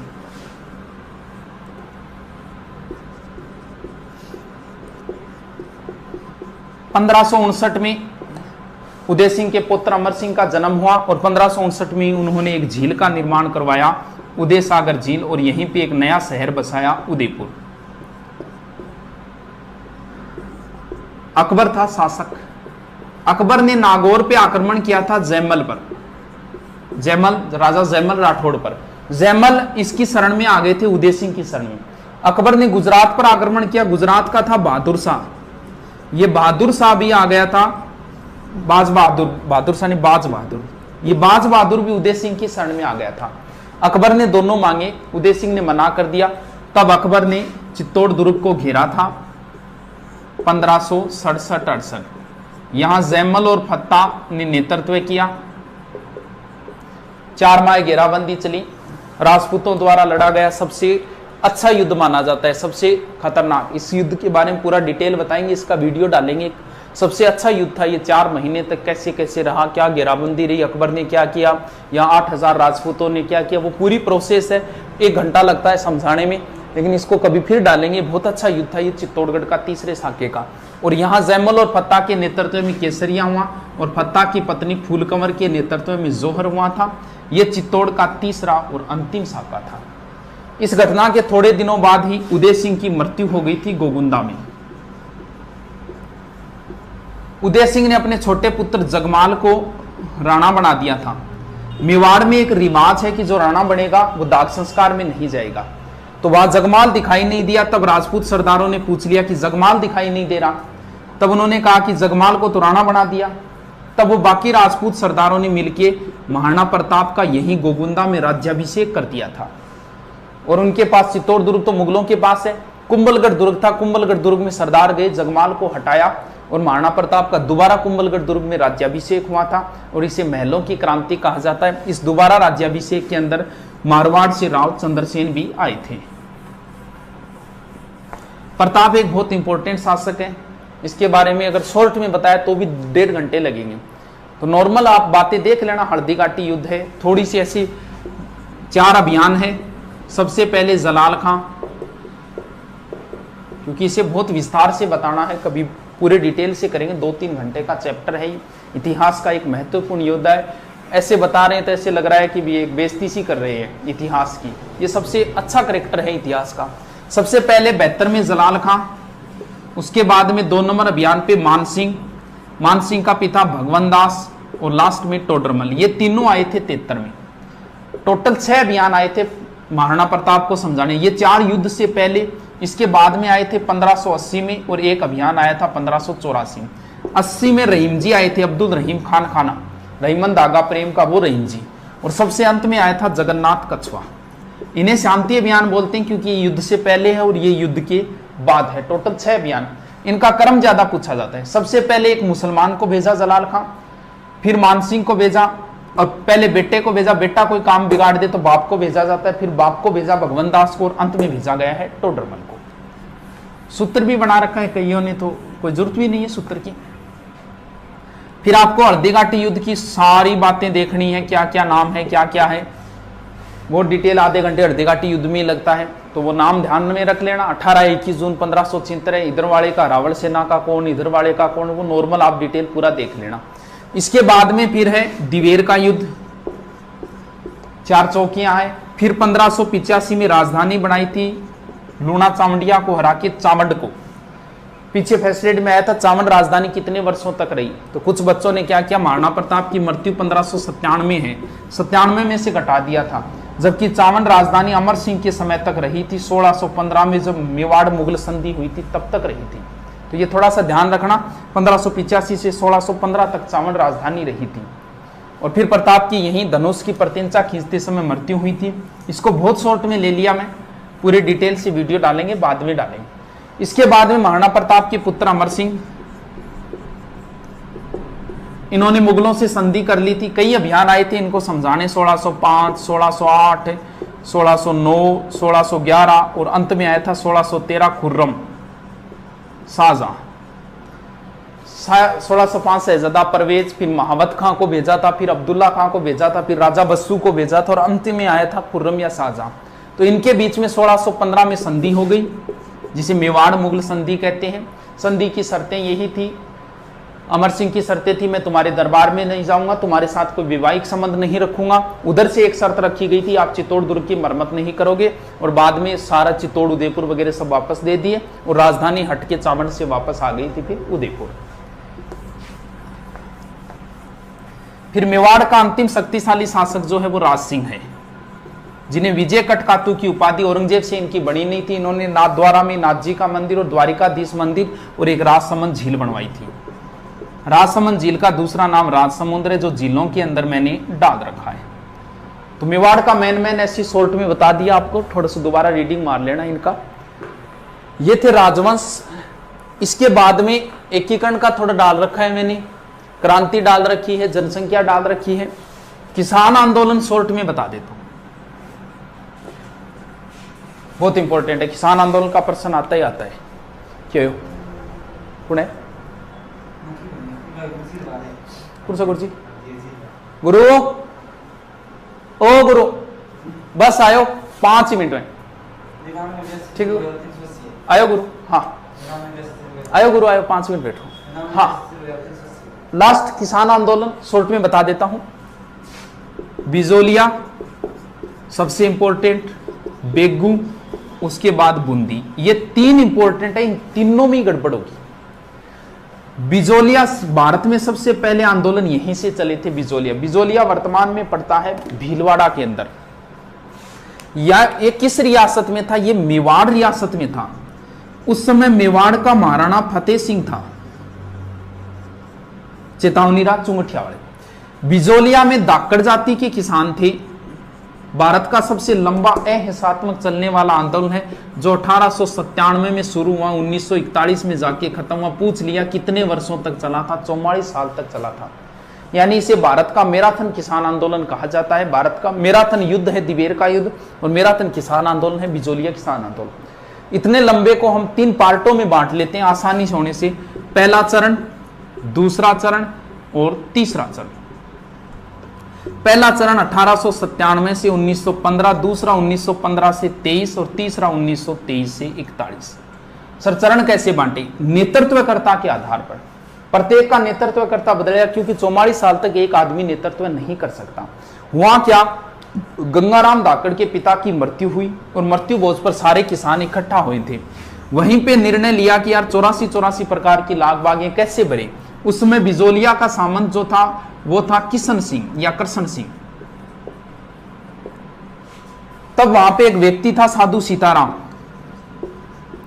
साधु सीताराम ने सबको राय दी, बोले यार हो सकता है किशन सिंह गड़बड़ कर रहा हो, अपने एक कोई व्यक्ति जाके फतेह सिंह को समझाओ। बोले किसको भेजें? वो नानजी ठाकरी पटेल को भेज दो। ये गए, फतेह सिंह मिला नहीं। वो एप्लीकेशन इनके ऑफिस में छोड़ के वापस आ गए थे। फतेह सिंह ने हामिद हुसैन को नियुक्त किया था, लेकिन कोई समाधान नहीं हुआ। इस बात की खबर मिली किशन सिंह को। किशन सिंह ने 1903 में इन पर एक कर ठोक दिया, चौरी कर, यानी टैक्स कम कराने के लिए गया था, एक नया और आ गया किसानों ने विरोध में 2 साल तक लड़कियों के विवाह नहीं किए। सारे किसान एकत्रित होकर गए, बोल जी हम तो छोड़ के जा रहे हैं बिजोलिया। तब ये डर गया था और इसने चौरी कर समाप्त किया और लगान 50% के स्थान पे 40 कर दी। इसके बाद में सामंत बना पृथ्वी सिंह। पृथ्वी सिंह ने जैसे ही नया सामंत बनता है तब एक नया टैक्स लगता है तलवार बंधाई। यह लगा था 1906 में। इसका विरोध हुआ।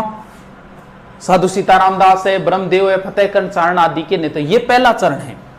तो पहले चरण में याद रखना है, भारत राजस्थान में किसान आंदोलन के जनक साधु सीताराम दास माने जाते हैं, भारत में विजय सिंह पथिक माने जाते हैं। दूसरे चरण का नेतृत्व विजय सिंह पथिक करेंगे। पहले में नेतृत्व याद रखना है, नानजी ठाकरे पटेल को भेजा था 1903 चौरी कर और 1906 तलवार बंधाई कर। दूसरे चरण का जो नेतृत्व है पूरा, वो पूरा का पूरा नेतृत्व विजय सिंह पथिक संभालेंगे। विजय सिंह पथिक बुलंदशहर यूपी के थे। इनका वास्तविक नाम भूप सिंह गुज्जर था। ये इन्हें टोडगेट जेल में बंदी बनाए, यहां से भाग के चित्तौड़ के ओछरी साइड में चले गए थे और वहां महात्मा के रूप में प्रसिद्ध हो गए। और इस आंदोलन का नेतृत्व विजय सिंह पथिक ने संभाल लिया और विजय सिंह पथिक ने इस आंदोलन को भारत में प्रसिद्ध कर दिया। क्यों? क्योंकि इन्होंने अखबारों में निकलवाई इसकी खबरें। प्रताप, अभ्युदय, मराठा, इन अखबारों में खबरें छपवाई। और कांग्रेस का अधिवेशन हुआ नागपुर में 1920 में। वहां बिजोलिया से कुछ किसानों को लेकर राजाओं के विरुद्ध में प्रदर्शनी लगवाई थी इन्होंने। तो गांधी जी ने अपने निजी सचिव महादेव देसाई को भेजा था कि यार पता लगा क्या बात क्या है। बाद में यहां 1922 में एक समझौता हुआ था हॉलैंड की मध्यस्थता से। बोल जी हम आपकी 35 लाख बागें कम कर देंगे। लेकिन यह समझौता इसलिए हुआ था कि 22 में असहयोग आंदोलन चल रहा था, उसके डर की वजह से बाद में असहयोग आंदोलन गांधी जी ने बंद किया, यह समझौता भी फेल हो गया। तीसरे चरण में जो नेतृत्व किया वो सिर्फ नेतृत्व करता, याद रखना है, अपने सीकर से रामनारायण चौधरी, जमनालाल बजाज, हरिबाऊ उपाध्याय, माणिक्यलाल वर्मा। और 1941 में टी विजय राघवाचार्य की मध्यस्थता से समझौता हुआ और आंदोलन समाप्त। और बिजोलिया में एक ध्यान थोड़ा सा ये रख लेना, बिजोलिया के अंदर तुलसी बील नाम का एक व्यक्ति था जो किसका कार्य करता था? संदेशवाहक का कार्य करता था। यानी 15-20 किलोमीटर रोज चलता था और लोगों को सूचना देता था इसके बारे में। तो बिजोलिया लंबा आंदोलन है, लेकिन बातें जो मेन थी वो सारी बता दी मैंने। 44 साल, धाकड़ जाति, भारत का सबसे पहला किसान आंदोलन, अहिंसात्मक आंदोलन, साधु सीताराम दास, नानजी ठाकरे पटेल, इसके बाद में महाराणा, फिर किशन सिंह 1903, फिर 1906 पृथ्वी सिंह, उसके बाद में फिर दूसरा चरण विजय सिंह पथिक, फिर कई अखबारों में निकलवाए, नागपुर में निकलवाए, 1916 किसान पंच बोर्ड, 17 में उपरमाल पंच बोर्ड, इसके बाद में फिर वो हॉलैंड की मध्य समझौता, फिर तीसरे चरण में 2-3 नेतृत्व करता, फिर टी विजय राघवाचार्य की मध्यस्थता से समझौता। बेगू के किसान मेनाल नामक स्थान पर एकत्रित हुए और बिजोलिया में विजय सिंह पथिक के पास आए। बोल जी हमारा नेतृत्व करो। विजय सिंह पथिक ने भेजा कि आपका नेतृत्व रामनारायण चौधरी जी करेंगे। यानी विजय सिंह पथिक के कहने पर बेगू का नेतृत्व रामनारायण चौधरी, बूंदी वाले रामनारायण चौधरी के पास आए कि हमारा नेतृत्व करो। तो रामनारायण चौधरी ने कहा कि आपका नेतृत्व करेंगे नैनूराम। तो यहां का नेतृत्व रामनारायण के कहने पर नैनूराम जी ने किया, नैनूराम शर्मा के अंदर। अब देखो कंफ्यूजन कहां होगी, वो आपसे पूछेगा कि नानक जी किस किसान आंदोलन से संबंधित है, अर्जी गीत कहां लिखा गया, पंचीड़ा गीत कहां लिखा गया, रूपा जी कृपा जी किससे संबंधित है, बोलशेविक समझौता किससे संबंधित है। बस ऐसे पूछता है, वहां गड़बड़ हो जाती है। वो पूछेगा नानक जी भील किस किसान आंदोलन से, बठेगोड़ है क्या, नानक जी बिजोलिया मोग, बेगू मोग, बूंदी मोग, वहां गड़बड़े। आप ऐसा करो, इस नए को पकड़ो, नए से नैनूराम, नए से नित्यानंद और नए से ही नानक जी। यानी बूंदी किसान आंदोलन का नेतृत्व नैनूराम शर्मा, स्थानीय आंदोलन का नेतृत्व नित्यानंद, नानक जी भील। यहां एक सम्मेलन हुआ 1903 में डाबी में और गोलीबारी के अंदर नानक जी भील मारे गए। यहां के कार्यकर्ता नानक जी भील को ले गए थे, पुलिस के हाथ नहीं लगने दिया था इनके शव को। 9 दिन बाद देवगढ़ में इनका दाग संस्कार हुआ था।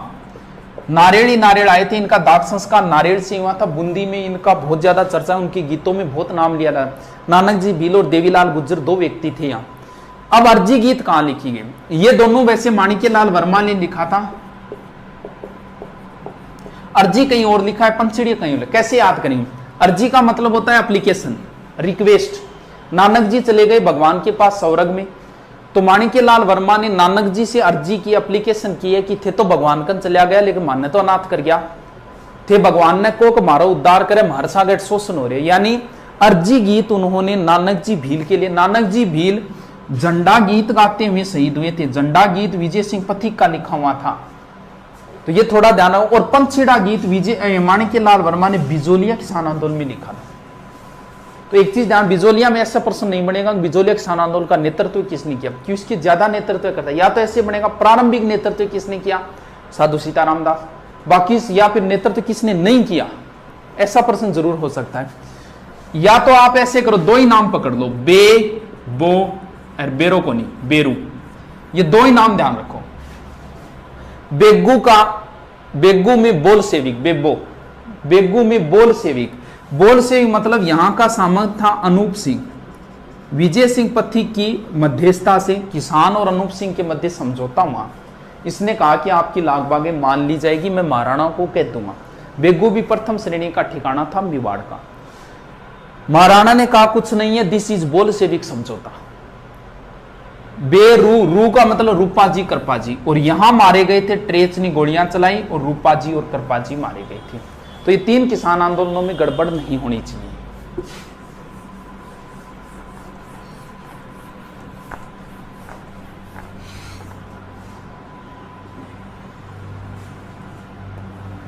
अब बचा है अलवर,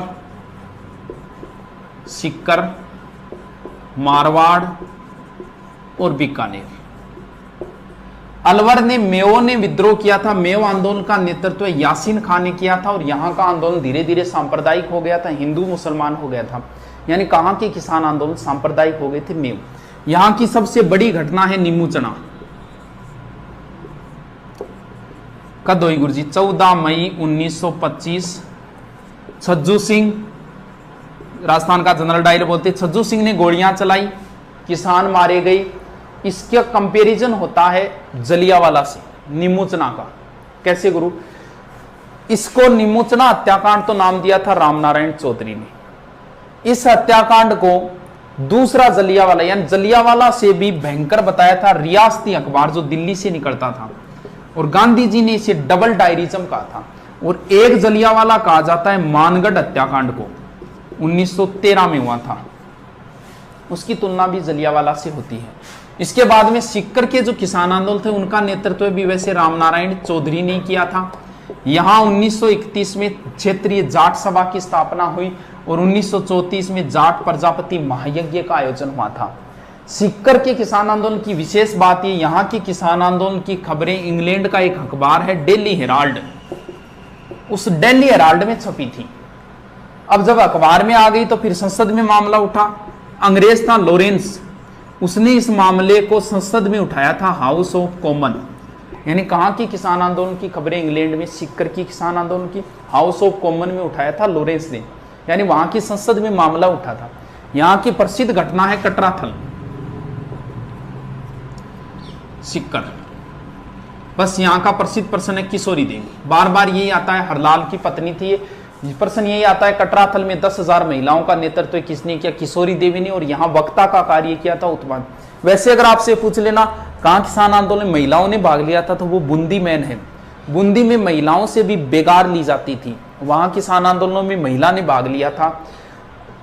सीकर में एक जगह है कुद्दन, यहां भी लॉर्ड वेव ने गोलियां चलाई। जयसिंहपुरा में भी हत्याकांड हुआ था। ये 2-3 एक नाम है, थोड़ा ध्यान रखना। बीकानेर में पानी के लिए आंदोलन हुआ था, आबियाना कर के लिए। बीकानेर के महाराजा गंगा सिंह गोलमेज सम्मेलन में गए थे। पीछे से एक अखबार निकलता है बीकानेर दिग्दर्शन, उसमें खबरें छपवा दी थी चंदनमल भेड़ ने गंगा सिंह के विरुद्ध। तो इसे कहा जाता है बीकानेर षड्यंत्र केस। और यहां जो मैन है वो है दूधवा खारा आंदोलन। दूधवा खारा पड़ता है चूरू के अंदर। इसका नेतृत्व हनुमान सिंह वगैरह ने किया। हनुमान सिंह एक पुलिस अधिकारी थे, एग्जाम में आया था, कहां की किसान आंदोलन का नेतृत्व एक पुलिस अधिकारी ने किया था, दूधवा खारा। मारवाड़ में वैसे मादा पशुओं के निष्कासन के विरोध में आंदोलन हुआ। यहां एक नाम याद रखना, चांदमल सुराणा। सुराणा होता है बनिया, यानी बनिया का मतलब फिर नापतोल, 1921। यहां तोल आंदोलन हुए थे 1921, 100 शेर से संबंधित था वो तोल आंदोलन। लास्ट घटना है डाबड़ा हत्याकांड, कब हुई थी? 13 मार्च 1947। डाबड़ा पड़ता है डीडवाना नागौर। यहां कुछ लोग मारे गए थे, जिसके अंदर है रामूराम, चुन्नीराम, धन्नाराम, नंदराम आदि 2-3 एक नाम है, वो पीछे एग्जाम में आया था पुलिस वाले में कि रामूराम, चुन्नीराम, धन्नाराम, रुगाराम आदि किस किसान आंदोलन में मारे गए। तो ये थे डाबड़ा हत्याकांड। तो लगभग हिस्ट्री का रिपीट मार दिया है, इसे 1-2 बार आप और देख लें, फायदा ही होगा। लगभग प्रश्न आपको इनमें से कहीं ना कहीं से मिल ही जाएंगे। ठीक है, धन्यवाद।